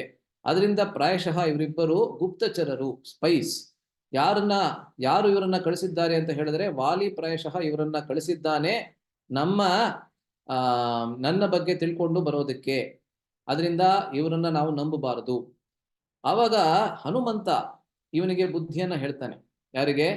ಸುಗ್ರೀವನಿಗೆ. ಅಲ್ಲ ನೋಡಿ, ಇಲ್ಲಿ ಹೇಳ್ತಾ ಇದ್ದಾರೆ, ದೀರ್ಘಬಾಹುಗಳಾದ ಮತ್ತೆ ವಿಶಾಲಾಕ್ಷಿಗಳಾದ ಅವರಿಬ್ಬರನ್ನು ತನ್ನ ಮರೆದಾಣದಿಂದಲೇ, ಅಂದ್ರೆ ತನ್ನ ಹೈಡೌಟ್, ಅವನ ಹೈಡೌಟ್ ಇಂದಾನೆ ನೋಡ್ತಾ ಇದ್ದಾನೆ ಸುಗ್ರೀವ. ನೋಡುತ್ತಾ ಸುಗ್ರೀವನು ಇವರಿಬ್ಬರೂ ವಾಲಿಯಿಂದ ಕಳುಹಿಸಲ್ಪಟ್ಟಿರಬೇಕೆಂದು ಬಹಳ ಭಯಪಟ್ಟನು. ಬಹಳ ಭಯ ಆಯ್ತು ಅವನಿಗೆ. ಅವಾಗ ಹನುಮಂತ ಇವನಿಗೆ ಬುದ್ಧಿಯನ್ನ ಹೇಳ್ತಾನೆ. ಮತಂಗ ಋಷಿಗಳ ಪೂರ್ವಾಶ್ರಮದವಿರುವಂತಹ ಈ ಪರ್ವತದ ಮೇಲೆ ನಮಗೇನು ಭಯ? ಕಪಿಬುದ್ಧಿಯವನ ತರಹವಲ್ಲದೆ ಸ್ಥಿರ ಬುದ್ಧಿಯುಳ್ಳವನಾಗು. ಅಲ್ಲ, ನೀನು ಕಪಿಯ ಶರೀರವನ್ನ ಉಳ್ಳುವಂತೆ ಇದ್ದೀಯಾ, ಅಂದ್ರೆ ಕಪಿಯ ಶರೀರವನ್ನ ಹೊಂದಿದ್ದೀಯಾ, ಆದ್ರೆ ಕಪಿ ಬುದ್ಧಿಯನ್ನ ಮಾತ್ರ ನೀನು ಬಿಡ್ತಾ ಇಲ್ಲ. ಕಪಿ ಶರೀರವಿರಬಹುದು, ಆದ್ರೆ ನೀನು ಸ್ವಲ್ಪ ಯುಕ್ತಿಪೂರ್ವಕವಾಗಿ ನೀನು ಯೋಚನೆ ಮಾಡಬೇಕು. ಈ ಪ್ರದೇಶಕ್ಕೆ ವಾಲಿ ಕದಾಪಿ ಬರೋದಕ್ಕೆ ಸಾಧ್ಯವಿಲ್ಲ, ಆದ್ಮೇಲೆ ಇವರು ಬೇರೆ ಯಾರೋ ಇಬ್ರು ಇರಬೇಕು ಅಲ್ಲ. ಆ ರೀತಿ ಹನುಮಂತ ಹೇಳ್ತಾನೆ ಬುದ್ಧಿಯನ್ನ ಸುಗ್ರೀವನಿಗೆ. ಆದ್ರೆ ಸುಗ್ರೀವ ಅದನ್ನ ಕೇಳೋದಿಲ್ಲ. ಸುಗ್ರೀವ ಏನ್ ಹೇಳ್ತಾನೆ ನೋಡಿ. ಪ್ರತ್ಯುತ್ತರದಲ್ಲಿ ಸುಗ್ರೀವನು ಹನುಮನಿಗೆ ಈ ರೀತಿ ಹೇಳಿದನು: ಕೃತ್ಯಗಳಲ್ಲಿ ಮತ್ತು ಅಕೃತ್ಯಗಳಲ್ಲಿ ವಾಲಿ ಬಹಳ ಮೇಧಾವಿ. ರಾಜನಾದಂಥವನು ತನ್ನ ಶತ್ರುಗಳ ಮೇಲೆ ಕಣ್ಣೊಂದನ್ನು ಯಾವಾಗಲೂ ಇಟ್ಟಿರಲೇಬೇಕು. ಹೀಗೆ ಸುಗ್ರೀವ ಹನುಮಂತನಿಗೆ ಹೇಳ್ತಾ ಇದ್ದಾನೆ. ಅಲ್ಲ, ನಮ್ಮ ಶತ್ರುಗಳ ಮೇಲೆ ಯಾವಾಗ್ಲೂ ಒಂದು ಕಣ್ಣನ್ನ ಇಟ್ಟಿರಲೇಬೇಕು. ಯಾಕೆಂದ್ರೆ ಯಾವಾಗ ನಾವು ಬಹಳ ಕಾಂಪ್ಲೆಸೆಂಟ್ ಆಗ್ಬಿಡ್ತೇವೆ, ಅಂದ್ರೆ ಯಾವುದೇ ಗಮನವನ್ನ ಹರಿಸೋದಿಲ್ಲ, ಆಗಲೇ ಶತ್ರುಗಳು ನಮ್ಮ ಮೇಲೆ ಆಕ್ರಮಣವನ್ನ ಮಾಡ್ತಾರೆ. ಆದ್ರಿಂದ ಅವನು ಹೇಳ್ತಾ ಇರೋದು ಸತ್ಯನೇ, ಆದ್ರೆ ಇಲ್ಲಿ ಕೇವಲ ಭಯದಿಂದ ಹೇಳ್ತಾ ಇದ್ದಾನೆ ಹೊರತು ಅವನು ಶತ್ರುಗಳ ಮೇಲೆ ನಿಗಾ ಇಡಬೇಕು ಅಂತ ಅಷ್ಟು ಕಾಳಜಿಯಿಂದ ಹೇಳ್ತಾ ಇಲ್ಲ, ಆದ್ರೆ ಅವನು ಪ್ರಾಣ ಭಯದಿಂದ ಹೇಳ್ತಾ ಇದ್ದಾನೆ. ಆದ್ದರಿಂದ ಇದೀಗ ನೀನು ಅವರಿಬ್ಬರ ಹತ್ತಿರ ಮಾರು ವೇಷದಲ್ಲಿ ಹೋಗಿ ಅವರ ನಡವಳಿಕೆ, ರೂಪ ಮತ್ತು ಭಾಷಾ ಶೈಲಿಯಿಂದ ಅವರು ಇಲ್ಲಿಗೆ ಬಂದಿರುವ ಉದ್ದೇಶವನ್ನು ಅರಿತು ಬಾ ಎಂದು ಹನುಮನಿಗೆ ಅವನು ಹೇಳ್ತಾನೆ. ಹನುಮಂತನಿಗೆ ಸುಗ್ರೀವ ಹೇಳ್ತಾನೆ, ನೀನು ಮಾರು ವೇಷದಲ್ಲಿ ಹೋಗಿ ಅವರ ನಡವಳಿಕೆ ನೋಡಿ, ಬಹಳ ನಿರ್ದಿಷ್ಟವಾಗಿ ಅವರ ನಡವಳಿಕೆ, ರೂಪ ಮತ್ತು ಭಾಷಾ ಶೈಲಿಯನ್ನ ನೋಡಿ ಅವರಿಬ್ಬರು ಇಲ್ಲಿಗೆ ಏನಕ್ಕೆ ಬಂದಿದ್ದಾರೆ ಅನ್ನೋದನ್ನ ಅರಿತು ಬಾ. ಬೇರೆ ಶಬ್ದಗಳಲ್ಲಿ ಹೇಳ್ಬೇಕಂದ್ರೆ, ನೀನು ಹೋಗಿ ಡೈರೆಕ್ಟ್ ಆಗಿ ಸೀದಾ ಅವ್ರಿಗೆ ಕೇಳಬೇಡ ನೀನ್ ಏನಕ್ಕೆ ಇಲ್ಲಿಗೆ ಬಂದಿದ್ಯಾ ಅಂತ. ಆದ್ರೆ ಅವ್ರು ಹೇಗೆ ನಡ್ಕೋತಾರೆ ನಿನ್ ಜೊತೆಗೆ, ಅವರ ದೈಹಿಕ ಲಕ್ಷಣಗಳನ್ನ ನೋಡಿ, ಮತ್ತೆ ಅವರ ಭಾಷಾ ಶೈಲಿಯನ್ನ, ಅಂದ್ರೆ ಅವ್ರು ಹೇಗೆ ಮಾತಾಡ್ತಾರೆ ಅನ್ನೋದನ್ನ ಗಮನಿಸಿ, ಅದಾದ ಮೇಲೆ ನೀನು ಅವರಿಬ್ಬರು ಏನಕ್ಕೆ ಈ ಪ್ರದೇಶಕ್ಕೆ ಬಂದಿದ್ದಾರೆ, ನಿರ್ಜನವಾಗಿರ್ತಕ್ಕಂಥ ಪ್ರದೇಶಕ್ಕೆ ಬಂದಿದ್ದಾರೆ ಅನ್ನೋದನ್ನ ನೀನು ಅರಿತು ಬರಬೇಕು. ಹನುಮನು ಆಗ ಭಿಕ್ಷುಕನೊಬ್ಬನ ವೇಷವನ್ನು ಧರಿಸಿ ರಾಮ ಲಕ್ಷ್ಮಣರ ಹತ್ತಿರ ಬಂದನು. ಅಲ್ಲ, ಒಬ್ಬ ಭಿಕ್ಷುಕ ಅಂದ್ರೆ ಒಬ್ಬ ಬ್ರಾಹ್ಮಣ ಅಂತ ಬೇಕಾದ್ರೆ ನೀವು ಅನ್ಕೋಬಹುದು. ಒಬ್ಬ ಬ್ರಾಹ್ಮಣನ ವೇಷವನ್ನ ಧರಿಸಿ ಹನುಮಂತ ರಾಮ ಮತ್ತೆ ಲಕ್ಷ್ಮಣರ ಮುಂದೆ ಬರ್ತಾನೆ. ಅಲ್ಲ, ಸೊ ರಾಮ ಮತ್ತೆ ಲಕ್ಷ್ಮಣರನ್ನು ಸಮೀಪಿಸಿ ಅವರಿಬ್ಬರಿಗೆ ಪ್ರಣಾಮಗಳನ್ನು ಸಲ್ಲಿಸಿ ತನ್ನ ಮಧುರವಾದ ಕಂಠದಿಂದ, ಮಧುರವಾದ ವಚನಗಳಿಂದ ಹನುಮನು ರಾಮ ಲಕ್ಷ್ಮಣರ ಸೌಖ್ಯವನ್ನು ವಿಚಾರಿಸಿದನು. ನೋಡಿ ಇಲ್ಲಿ ನಮ್ಮ ಇವಾಗ ವಿಷಯ ಶುರು ಆಗ್ತಾ ಇದೆ. ರಾಮ ಮತ್ತೆ ಹನುಮಂತನ ಪ್ರಥಮ ಭೇಟಿ ಎಲ್ಲಿ ಆಯ್ತು ಅಂದ್ರೆ ಋಷ್ಯಮುಖ ಪರ್ವತ, ಇವತ್ತಿನ ಹಂಪೆ ಪ್ರದೇಶದಲ್ಲಿ, ಇವತ್ತಿನ ಕರ್ನಾಟಕದ ಹಂಪೆಯಲ್ಲಿ ಅಲ್ಲ. ಸೊ ಹನುಮಂತ ಅವಾಗ ಒಂದು ಮಾರು ವೇಷವನ್ನ ಧರಿಸ್ತಾನೆ. ಅಂದ್ರೆ ಬ್ರಾಹ್ಮಣನೊಬ್ಬನ ವೇಷವನ್ನ ಧರಿಸಿ ಬರ್ತಾನೆ. ಆದ್ರೆ ರಾಮ ಮತ್ತೆ ಲಕ್ಷ್ಮಣರ ಹತ್ರ ಬರ್ತಾ ಇರಬೇಕಾದ್ರೆ ಹನುಮಂತನಿಗೆ ಏನ್ ಅನ್ಸುತ್ತೆ ಅಂತ ಹೇಳಿದ್ರೆ, ಪ್ರಾಯಶಃ ಇವರಿಬ್ಬರನ್ನ ನಾನು ಮೊದಲನೇ ಬಾರಿ ನೋಡ್ತಾ ಇಲ್ಲ. ಇದಕ್ಕಿಂತ ಮುಂಚೆ ನಾನು ಅವರ ಸೇವೆಯನ್ನ ಪ್ರಾಯಶಃ ಅನೇಕಾನೇಕ ಜನ್ಮಗಳಲ್ಲಿ ನಾನು ಮಾಡಿದ್ದೇನೆ ಅಂತ ಹನುಮಂತನಿಗೆ ಅನ್ಸುತ್ತೆ. ಯಾಕೆಂದ್ರೆ ಅದೇ ಸತ್ಯ, ಶಾಶ್ವತವಾಗಿಯೂ ಹನುಮಂತ, ರಾಮ ಮತ್ತೆ ಲಕ್ಷ್ಮಣ ಮತ್ತೆ ಸೀತೆಯ ಇವರು ಮೂರುಬರ ಸೇವಕ. ಅದರಿಂದ ಈ ಒಂದು ಲೀಲೆಯಲ್ಲಿ, ಈ ಒಂದು ರಾಮನ ಲೀಲೆಯಲ್ಲಿ ಮಾತ್ರ ಮೊದಲನೇ ಬಾರಿ ಹನುಮಂತ ರಾಮನನ್ನ ನೋಡ್ತಾ ಇದ್ದಾನೆ. ಆದರೆ ಶಾಶ್ವತ ಕಾಲಕ್ಕೆ ಹನುಮಂತ ರಾಮಚಂದ್ರನ ಸೇವಕ. ಆದ್ರಿಂದ ಅವಾಗ ಇಲ್ಲಿ ನೋಡಿ ವಾಲ್ಮೀಕಿ ಮುನಿಗಳು ಹೀಗೆ ಹೇಳ್ತಾರೆ, ತತಸ್ಸ ಹನುಮಾನ್ ವಾಚ ಶ್ಲಕ್ಷ್ಣಯ ಸುಮನೋಜ್ಞಯ ವಿನೀತವದ್ ಉಪಾಗಮ್ಯ ರಾಘವೌ ಪ್ರಣಿಪತ್ಯ ಚ ಆಬಭಾಷೆ ತದಾ ವೀರೌ ಯಥಾವತ್ ಪ್ರಶಂಸ ಚ. ನೋಡಿ, ಇದು ಹನುಮಂತನ ವಾಕ್ಚಾತುರ್ಯದ ಲಕ್ಷಣಗಳು. ತತಸ್ಸ ಹನುಮಾನ್, ಆವಾಗ ಹನುಮಂತ ಏನ್ ಮಾಡ್ದ? ವಾಚ ಶ್ಲಕ್ಷ್ಣಯ ಸುಮನೋಜ್ಞಯ. ವಾಚ ಅಂದ್ರೆ ತನ್ನ ಮಾತು ಹೇಗಿತ್ತು ಅಂತ ಹೇಳಿದ್ರೆ, ಶ್ಲಕ್ಷ್ಣಯ ಬಹಳ ಮೃದುವಾಗಿತ್ತಂತೆ ಅವನ ಮಾತು. ಅವನ ಮಾತಿನಲ್ಲಿ ಯಾವುದೇ ಕಠೋರತೆ ಆಗ್ಲಿ, ಯಾವುದೇ ಕಠಿಣತೆ ಆಗ್ಲಿ ಇರಲಿಲ್ಲ. ಬಹಳ ಮೃದುವಾಗಿ, ಬಹಳ ಸಾಫ್ಟ್ ಆಗಿ ಅವನು ಮಾತಾಡ್ತಾ ಇದ್ದ. ಆದ್ರೆ ಸುಮನೋಜ್ಞೆಯ, ಎಲ್ಲರ ಮನಸ್ಸನ್ನ ತಕ್ಷಣಕ್ಕೆ ಆಕರ್ಷಿಸುವಂತೆ ಅವನ ಮಾತು ಇತ್ತು. ವಿನೀತವದ್ ಉಪಾಗಮ್ಯ, ಬಹಳ ವಿನೀತನಾಗಿ ಅಂದ್ರೆ ಬಹಳ ವಿನಮ್ರನಾಗಿ ಅವರಿಬ್ಬರ ಮುಂದೆ ಬಂದು ಮೊದಲು ಅವರಿಬ್ಬರಿಗೆ ತನ್ನ ಪ್ರಣಾಮಗಳನ್ನ ಸಲ್ಲಿಸಿ, ತನ್ನ ನಮಸ್ಕಾರಗಳನ್ನ ಹೇಳಿ, ದಂಡವತ್ ಪ್ರಣಾಮವನ್ನ ಮಾಡಿ, ರಾಘವವು ಅಂದ್ರೆ ರಘುವಂಶದಲ್ಲಿ ಬಂದಂತ ಇಬ್ಬರು ಅಂತ, ಅಂದ್ರೆ ರಾಮ ಮತ್ತೆ ಲಕ್ಷ್ಮಣರು. ಆವಭಾಷೆ ತದಾವೀರು, ಆವಾಗ ಹನುಮಂತ ಲಕ್ಷ್ಮಣ ಮತ್ತೆ ರಾಮಚಂದ್ರನಿಗೆ ಈ ರೀತಿ ಹೇಳಿದನು. ಹೇಗೆ ಅಂತ ಹೇಳಿದ್ರೆ, ಯಥಾವತ್ ಪ್ರಶಂಸಚ. ನೋಡಿ, ಹನುಮಂತ ಹೇಗೆ, ಅವನು ಒಂದು ಉದ್ದೇಶದಿಂದ ಬಂದಿದ್ದಾನೆ ಅಲ್ಲಿಗೆ. ಯಾವ ಉದ್ದೇಶದಿಂದ ಅಂತ ಹೇಳಿದ್ರೆ, ತನ್ನ ಒಡೆಯನಾದಂತಹ ಸುಗ್ರೀವ ಅವನಿಗೆ ಹೇಳಿ ಕಳಿಸಿದ್ದಾನೆ, ಇವರಿಬ್ಬರು ಇಲ್ಲಿಗೆ ಏನಕ್ಕೆ ಬಂದಿದ್ದಾರೆ ಅನ್ನೋದನ್ನ ಅರಿತು ಬಾ ಅಂತ ಹೇಳಿ ಕಳಿಸಿದ್ದಾನೆ. ಆದ್ರೆ ಹನುಮಂತ ಅಲ್ಲಿಗೆ ಬಂದಾದ ಮೇಲೆ ತಕ್ಷಣ ಆ ಪ್ರಶ್ನೆಯನ್ನ ಕೇಳಲಿಲ್ಲ, ಮೊದಲು ಅವರ ಪ್ರಶಂಸೆಯನ್ನ ಮಾಡ್ತಾನೆ. ಪ್ರಶಂಸಚ ಅಂದ್ರೆ ಮೊದಲು ರಾಮ ಮತ್ತೆ ಲಕ್ಷ್ಮಣರ ಸೌಂದರ್ಯವನ್ನ, ರಾಮ ಮತ್ತೆ ಲಕ್ಷ್ಮಣರ ದೈಹಿಕ ಲಕ್ಷಣಗಳನ್ನ ಹಾಡಿ ಹೊಗಳುತ್ತಾನೆ. ಅದನ್ನ ಇವಾಗ ನಾವು ಗಮನಿಸ್ತೇವೆ. ಎಷ್ಟು ಸುಂದರವಾದಂತಹ ಗುಣಗಾನವನ್ನ ಮಾಡ್ತಾನೆ ನೋಡಿ ಇಲ್ಲಿ ಹನುಮಂತ. ಅದು ಮಾಡೋದ್ರಿಂದ ಮತ್ತೊಂದು ವಿಷಯ ಕೂಡ ಅಲ್ಲಿ ಸಂಭವಿಸುತ್ತೆ, ಅದನ್ನ ನಾವು ಚರ್ಚೆ ಮಾಡ್ತೇವೆ. ನೋಡಿ, ಇಲ್ಲಿ ಹೇಳ್ತಾ ಇದ್ದಾನೆ, ನಿಮ್ಮ ತೇಜಸ್ಸಿನಿಂದ ಈ ಪಂಪಾ ನದಿಯ ಸೌಂದರ್ಯವು ಹೆಚ್ಚಾಗುತ್ತಿರುವುದು. ನೋಡಿ, ಪಂಪಾ ನದಿ ಮುಂಚೆನೆ ಸುಂದರ, ಬಹಳ ಸುಂದರ, ಅತಿ ಸುಂದರ. ಆದರೆ ನಿಮ್ಮ ತೇಜಸ್ಸಿನಿಂದ, ನಿಮ್ಮ ಶರೀರದಿಂದ ಹೊರಹೊಮ್ಮುತ್ತಿರುವಂತಹ ತೇಜಸ್ಸಿನಿಂದ ಈ ಪಂಪಾ ನದಿಯ ಸೌಂದರ್ಯ ಮತ್ತಷ್ಟು ಹೆಚ್ಚಾಗ್ತಾ ಇದೆ. ಸಿಂಹಗತಿಯಲ್ಲಿ ಓಡಾಡುತ್ತಿರುವ ನೀವು, ನಿಮ್ಮ ಬಳಿ ಇರುವ ಬಿಲ್ಲು ಕಾಮನ ಬಿಲ್ಲಿನ ಹಾಗೆ ಇರುವುದು. ನಿಮ್ಮ ಬಿಲ್ಲು ಹೇಗಿದೆ? ಕಾಮನ ಬಿಲ್ ಹಾಗೆ, ರೇನ್ಬೋ ತರಹ ಇದೆ. ಆನೆಯ ಸೊಂಡಿಲಿನ ತರಹದ ಭುಜಗಳನ್ನುಳ್ಳ ಮತ್ತು ವೃಷಭದಂತೆ ಶೌರ್ಯವನ್ನುಳ್ಳ ನೀವು ಮನುಷ್ಯರಲ್ಲೇ ಉತ್ತಮರಂತೆ ಕಾಣುತ್ತಿದ್ದೀರಿ. ನೋಡಿ, ಎಷ್ಟು ಸುಂದರವಾದಂತಹ ಮಾತುಗಳನ್ನ ಹನುಮಂತ ಆಡ್ತಾ ಇದ್ದಾನೆ ಅಲ್ಲ. ಹನುಮಂತ ಬಹಳ ಸುಂದರವಾದಂತಹ ಶಬ್ದಗಳಿಂದ ರಾಮ ಮತ್ತೆ ಲಕ್ಷ್ಮಣರನ್ನ ಹಾಡಿ ಹೊಗಳುತ್ತಾ ಇದ್ದಾನೆ. ಪ್ರಭಯ ಪರ್ವತೇಂದ್ರೋಯಂ ಯುವಯೋಹೋ ಅವಭಾಸಿತಃ ರಾಜ್ಯಾರ್ಹೌ ಅಮರಪ್ರಖ್ಯೌ ಕಥಂ ದೇಶಂ ಇಹಾಗತೌ. ನೀವಿಬ್ಬರು ಇಲ್ಲಿ ಹೇಗೆ ಬಂದಿದ್ದೀರಾ ಅನ್ನೋದನ್ನ ಕೇಳಬೇಕು ಹನುಮಂತ. ಆದ್ರೆ ಅದನ್ನ ಕೇಳೋದಕ್ಕಿಂತ ಮುಂಚೆ ಏನ್ ಹೇಳ್ತಾ ಇದ್ದಾನೆ ನೋಡಿ, ಪ್ರಭಯ ಪರ್ವತ ಇಂದ್ರ ಅಯಂ ಯುವಯೋಹೋ ಅವಭಾಸಿತಃ. ನಿಮ್ಮ ಪ್ರಭೆ ಏನಿದೆ, ನಿಮ್ಮ ಶರೀರದಿಂದ ಹೊರಹೊಮ್ಮುತ್ತಿರುವಂತಹ ಕಾಂತಿ ಹೇಗಿದೆ ಅಂತ ಹೇಳಿದ್ರೆ, ಒಂದು ದೊಡ್ಡ ಪರ್ವತದಿಂದ ಹೇಗೆ ಆ ರೀತಿಯಾದಂತಹ ಒಂದು ಕಾಂತಿ ಹೊರಗೆ ಬರ್ತದೆ. ಯುವಯೋಹ ಅವಭಾಸಿತಃ, ಹಾಗೆ ನನಗೆ ಅನ್ನಿಸ್ತಾ ಇದೆ. ರಾಜ್ಯಾರ್ಹೌ, ನೀವಿಬ್ಬರು ಖಂಡಿತವಾಗ್ಲೂ ನೀವು ರಾಜ್ಯದಲ್ಲಿ ರಾಜರಾಗಿ ನೀವು ಆಳಬೇಕು. ಮತ್ತೆ ಅಮರ ಪ್ರಖ್ಯವು, ಪ್ರಾಯಶಃ ನೀವು ದೇವತಾ ಲೋಕಗಳಲ್ಲಿ ಇರಬೇಕು, ದೇವತೆಗಳ ಲೋಕಗಳಲ್ಲಿ ಇರಬೇಕು ನೀವು. ಆದ್ರೆ ಈ ಪ್ರದೇಶಕ್ಕೆ ಕಥಂ ಇಹ ಆಗತವು, ಈ ಪ್ರದೇಶಕ್ಕೆ ನೀವಿಬ್ರು ಹೇಗೆ ಬಂದ್ರಿ? ಇಹ ಅಂದ್ರೆ ಈ ಪ್ರದೇಶದಲ್ಲಿ ನೀವು ಹೇಗೆ ತಾನೇ ಬಂದ್ರಿ ಅಂತ ಹನುಮಂತ ಕೇಳ್ತಾ ಇದ್ದಾನೆ. ಅವಾಗ ರಾಮ ಮತ್ತೆ ಲಕ್ಷ್ಮಣರ ಸೌಂದರ್ಯವನ್ನ ಹೇಗೆ ವರ್ಣಿಸ್ತಾನೆ ಇವಾಗ ಹನುಮಂತ ಇವಾಗ ನೋಡ್ಬೋದು ನೀವು. ನೋಡಿ, ಇದು ರಾಮಾಯಣದ ಅತಿ ಸುಂದರವಾಗಿರ್ತಕ್ಕಂತಹ ಶ್ಲೋಕಗಳು ಅಂತ ಹೇಳ್ಬೋದು. ರಾಮಾಯಣದಲ್ಲಿ ಕೆಲವು ಸ್ಥಳಗಳಲ್ಲಿ ರಾಮ ಮತ್ತೆ ಲಕ್ಷ್ಮಣ ಇಬ್ಬರ ಸೌಂದರ್ಯವನ್ನ ಒಂದೇ ಜಾಗದಲ್ಲಿ ಹಾಡಿ ಹೋಗಲಿದ್ದಾರೆ. ಕೆಲವು ಸ್ಥಳಗಳಲ್ಲಿ ಅಲ್ಲ, ಅದರಲ್ಲಿ ಒಂದು ಸ್ಥಳ ಇಲ್ಲಿ. ಯಾರಿಂದ ಈ ಗುಣಗಾನವನ್ನ ಮಾಡಲ್ಪಟ್ಟಿದೆ ಅಂತ ಹೇಳಿದ್ರೆ ಹನುಮನಿಂದ ಅಲ್ಲ. ಸೊ ಹನುಮಂತ ಮಾಡ್ತಾ ಇರತಕ್ಕಂತ ಈ ಗುಣಗಾನ ಏನಿದೆ ಬಹಳ ವಿಶೇಷ. ಯಾಕೆಂದ್ರೆ ರಾಮ ಮತ್ತೆ ಲಕ್ಷ್ಮಣನ ಸೌಂದರ್ಯವನ್ನ ಒಂದೇ ಜಾಗದಲ್ಲಿ ಮಾಡ್ತಾ ಇರೋದು ಬಹಳ ಬಹಳ ಕಡಿಮೆ, ಬಹಳ ವಿರಳ ರಾಮಾಯಣದಲ್ಲಿ. ಪದ್ಮಪತ್ರ ಈಕ್ಷಣವು ವೀರೌ ಜಟಾಮಂಡಲಧಾರಿಣೌ ಅನ್ಯೋನ್ಯ ಸದೃಶೌ ವೀರೌ ದೇವಲೋಕಾದಿವಾಗತೌ ಯದೃಚ್ಛಯೇವ ಸಂಪ್ರಾಪ್ತೌ ಚಂದ್ರ ಸೂರ್ಯೌ ವಸುಂಧರಾಂ ವಿಶಾಲ ವಕ್ಷಸೌ ವೀರೌ ಮಾನುಷೌ ದೇವರೂಪಿಣೌ. ಇದೆಲ್ಲ ಒಂದೊಂದು ಶಬ್ದ ಎಷ್ಟು ಸುಂದರವಾಗಿದೆ ನೋಡ್ಬೋದು. ಪದ್ಮಪತ್ರ ಈಕ್ಷಣವು, ಪದ್ಮಪತ್ರ ಅಂದ್ರೆ ಹೇಳಿದ್ರೆ ಕಮಲದ ಎಲೆಯ ತರಹ. ಕಮಲ ಅನ್ನೋದು ಬಹಳ ಸುಂದರ, ಕಮಲದ ಎಲೆ ಕೂಡ ಬಹಳ ಸುಂದರ. ಕಮಲದ ಹಾಗೆ ನಿಮ್ಮ ಕಣ್ಣುಗಳು ಇರುವುದು. ಜಟಾಮಂಡಲಧಾರಿಣವು, ಜಟೆಯನ್ನ ನೀವು ಹೊಂದಿದ್ದೀರಾ. ಜಟೆ ಅಂದ್ರೆ ಕೂದಲನ್ನ, ಯಾರು ಅರಣ್ಯದಲ್ಲಿ ಹಿಮಾಲಯದಲ್ಲಿ ವಾಸ ಮಾಡ್ತಾರೆ ಅಂಥವರು ಕೂದಲನ್ನ ಜಟೆಯಾಗಿ ಅವರು ಪರಿವರ್ತಿಸ್ಕೋತಾರೆ. ಸೊ ಜಟೆಯನ್ನ ನೀವು ಹೊಂದಿದ್ದೀರಾ. ಅನ್ಯೋನ್ಯ ಸದೃಶವು ವೀರವು, ನೀವಿಬ್ರು ಒಂದೇ ತರಹ ಕಾಣ್ತಾ ಇದ್ದೀರಾ. ಪ್ರಾಯಶಃ ನೀವಿಬ್ರು ಅಣ್ಣ ತಮ್ಮಂದ್ರು ಆಗಿರ್ಬೇಕು. ದೇವಲೋಕಾದಿವ ಆಗತವು, ನೀವೇನೋ ದೇವಲೋಕದಿಂದ ಇಲ್ಲಿಗೆ ಬಂದು ಇದ್ದೀರಾ ಅಂತ ನನಗೆ ಅನ್ನಿಸ್ತಾ ಇದೆ. ಯದೃಚ್ಛಯ ಏವ ಸಂಪ್ರಾಪ್ತವು, ನಿಮ್ಮ ಇಷ್ಟದಿಂದ ಇಲ್ಲಿಗೆ ಬಂದಿರೋ ಹಾಗೆ ನನಗೆ ಅನ್ನಿಸ್ತಾ ಇದೆ.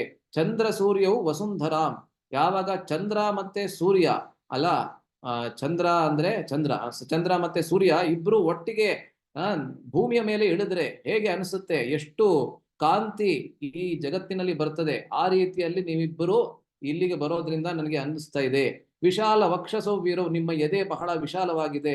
ಮಾನುಷವು ದೇವರೂಪಿಣವು, ಮನುಷ್ಯನ ಶರೀರದಲ್ಲಿ ಇರ್ತಕ್ಕಂಥ ದೇವತೆಗಳು ನೀವು ಅಂತ ನನಗೆ ಅನ್ನಿಸ್ತಾ ಇದೆ.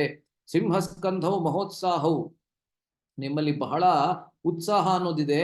ಮತ್ತೆ ನಿಮ್ಮ ಸ್ಕಂಧ ಅಂದ್ರೆ ಭುಜಗಳು ಸಿಂಹದಂತೆ ಇದೆ. ನಿಮ್ಮಲ್ಲಿ ಅತಿಯಾದಂತಹ ಉತ್ಸಾಹ ಇರೋದನ್ನ ನಾನು ನೋಡ್ತಾ ಇದ್ದೇನೆ. ಎಂತ ಉತ್ಸಾಹ ಅಂತ ಹೇಳಿದ್ರೆ, ಒಂದು ಗೋವೃಷವು ಅಂತ ಹೇಳಿದ್ರೆ ವೃಷಭ ಅಂದ್ರೆ ಎತ್ತಿಗೆ ಎಷ್ಟು ಉತ್ಸಾಹ ಇರ್ತದೆ ಯಾವಾಗ ಅಂತ ಹೇಳಿದ್ರೆ, ಎತ್ತು ಯಾವಾಗ ಇದು ಭಾರವನ್ನ ಎತ್ತಿನ ಗಾಡಿಯನ್ನ ಅದ್ರ ಮೇಲೆ ಹಾಕಿ ಒಂದು ಊರಿನಿಂದ ಮತ್ತೊಂದು ಊರಿಗೆ ಹೋಗುತ್ತೆ, ಅವಾಗ ಎಷ್ಟು ಉತ್ಸಾಹ ಇರುತ್ತೆ ಅದಕ್ಕೆ. ಆ ರೀತಿಯಲ್ಲಿ ನಿಮ್ಮಲ್ಲಿ ಉತ್ಸಾಹ ಇರೋದನ್ನ ನಾನು ನೋಡ್ತಾ ಇದ್ದೇನೆ. ಸರ್ವಭೂಷಣ ಭೂಷಾರ್ಹಾಹ ಕಿಮರ್ಥಂ ನ ವಿಭೂಷಿತಾಹ, ಯಾವ ಭೂಷಣಕ್ಕೆ ನೀವು ಭೂಷಣದಂತೆ ಇದ್ದೀರಾ. ಭಾಗವತದಲ್ಲೂ ಈ ಶ್ಲೋಕ ಬರುತ್ತೆ. ಯಾವ ವಿಭೂಷಣಗಳನ್ನ ಅಥವಾ ಒಡವೆಗಳನ್ನ ಅಲಂಕಾರವನ್ನ ನಾವು ಭಗವಂತನ ಮೇಲೆ ಹಾಕ್ತೇವೆ, ಅದರಿಂದ ಭಗವಂತ ಇನ್ನೂ ಜಾಸ್ತಿ ಅವನ ಸೌಂದರ್ಯ ಹೆಚ್ಚಾಗೋದಿಲ್ಲ. ಆದ್ರೆ ಭಗವಂತನಿಂದ ಆ ಒಡವೆಗಳ ಸೌಂದರ್ಯ ಅನ್ನೋದು ಹೆಚ್ಚಾಗುತ್ತೆ. ಅದನ್ನೇ ಇಲ್ಲಿ ಹನುಮಂತ ಕೂಡ ಹೇಳ್ತಾ ಇದ್ದಾನೆ ನೋಡಿ. ಸರ್ವಭೂಷಣ ಭೂಷಾರ್ಹಾಹ, ಯಾವ್ಯಾವ ಭೂಷಣಗಳಿದೆ ಅಂದ್ರೆ ಒಡವೆಗಳಿದೆ, ಅಲಂಕಾರವಿದೆ, ಅದೆಲ್ಲದಕ್ಕೆ ಭೂಷಣದಂತೆ ನೀವಿದ್ದೀರಾ, ಅದೆಲ್ಲದಕ್ಕೆ ಒಂದು ಆಭರಣದಂತೆ ನೀವಿದ್ದೀರಾ. ಆದರೆ ಕಿಮರ್ಥಂ ನ ವಿಭೂಷಿತಾಹ, ಇಷ್ಟಿದ್ರೂ ಕೂಡ ನಿಮ್ ಮೇಲೆ ಒಂದೇ ಒಂದು ಒಡವೆಯಾಗ್ಲಿ ಒಂದೇ ಒಂದು ವಿಭೂಷಣವಾಗ್ಲಿ ಇಲ್ವಲ್ಲ. ಯಾವುದೇ ಅಲಂಕಾರ ನಿಮ್ಮ ಶರೀರದ ಮೇಲಿಲ್ಲ.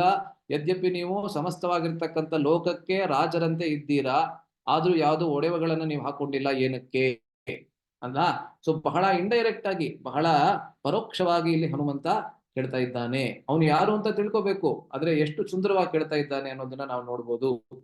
ಏವಂ ಮಾಂ ಪರಿಭಾಷಂತಂ ತಸ್ಮಾದ್ವೈ ನಾಭಿಭಾಷತಃ, ನಾನು ಇಷ್ಟೊಂದು ಪ್ರಶ್ನೆಗಳನ್ನ ಕೇಳ್ತಾನೆ ಇದ್ದೇನೆ, ನೀವು ಯಾವ್ದು ಉತ್ತರನೇ ಕೊಡ್ತಾ ಇಲ್ಲ ಅಂತ ಹನುಮಂತ ರಾಮಚಂದ್ರನಿಗೆ. ಸುಗ್ರೀವೋ ನಾಮ ಧರ್ಮಾತ್ಮ ಕಷ್ಟಿದ್ವಾನರ ಯೂಥಪಃ, ಇಲ್ಲಿ ನೋಡಿ ವಿಷಯ ಬಂತು. ಸುಗ್ರೀವ ಹನುಮಂತರನ್ನ ಕಳಿಸಿದ್ದು ಕೇವಲ ಅವರಿಬ್ರು ಯಾರು ಅಂತ ತಿಳ್ಕೊಂಡ್ ಬಾ ಅಂತ ಹೇಳಿ ಮಾತ್ರ.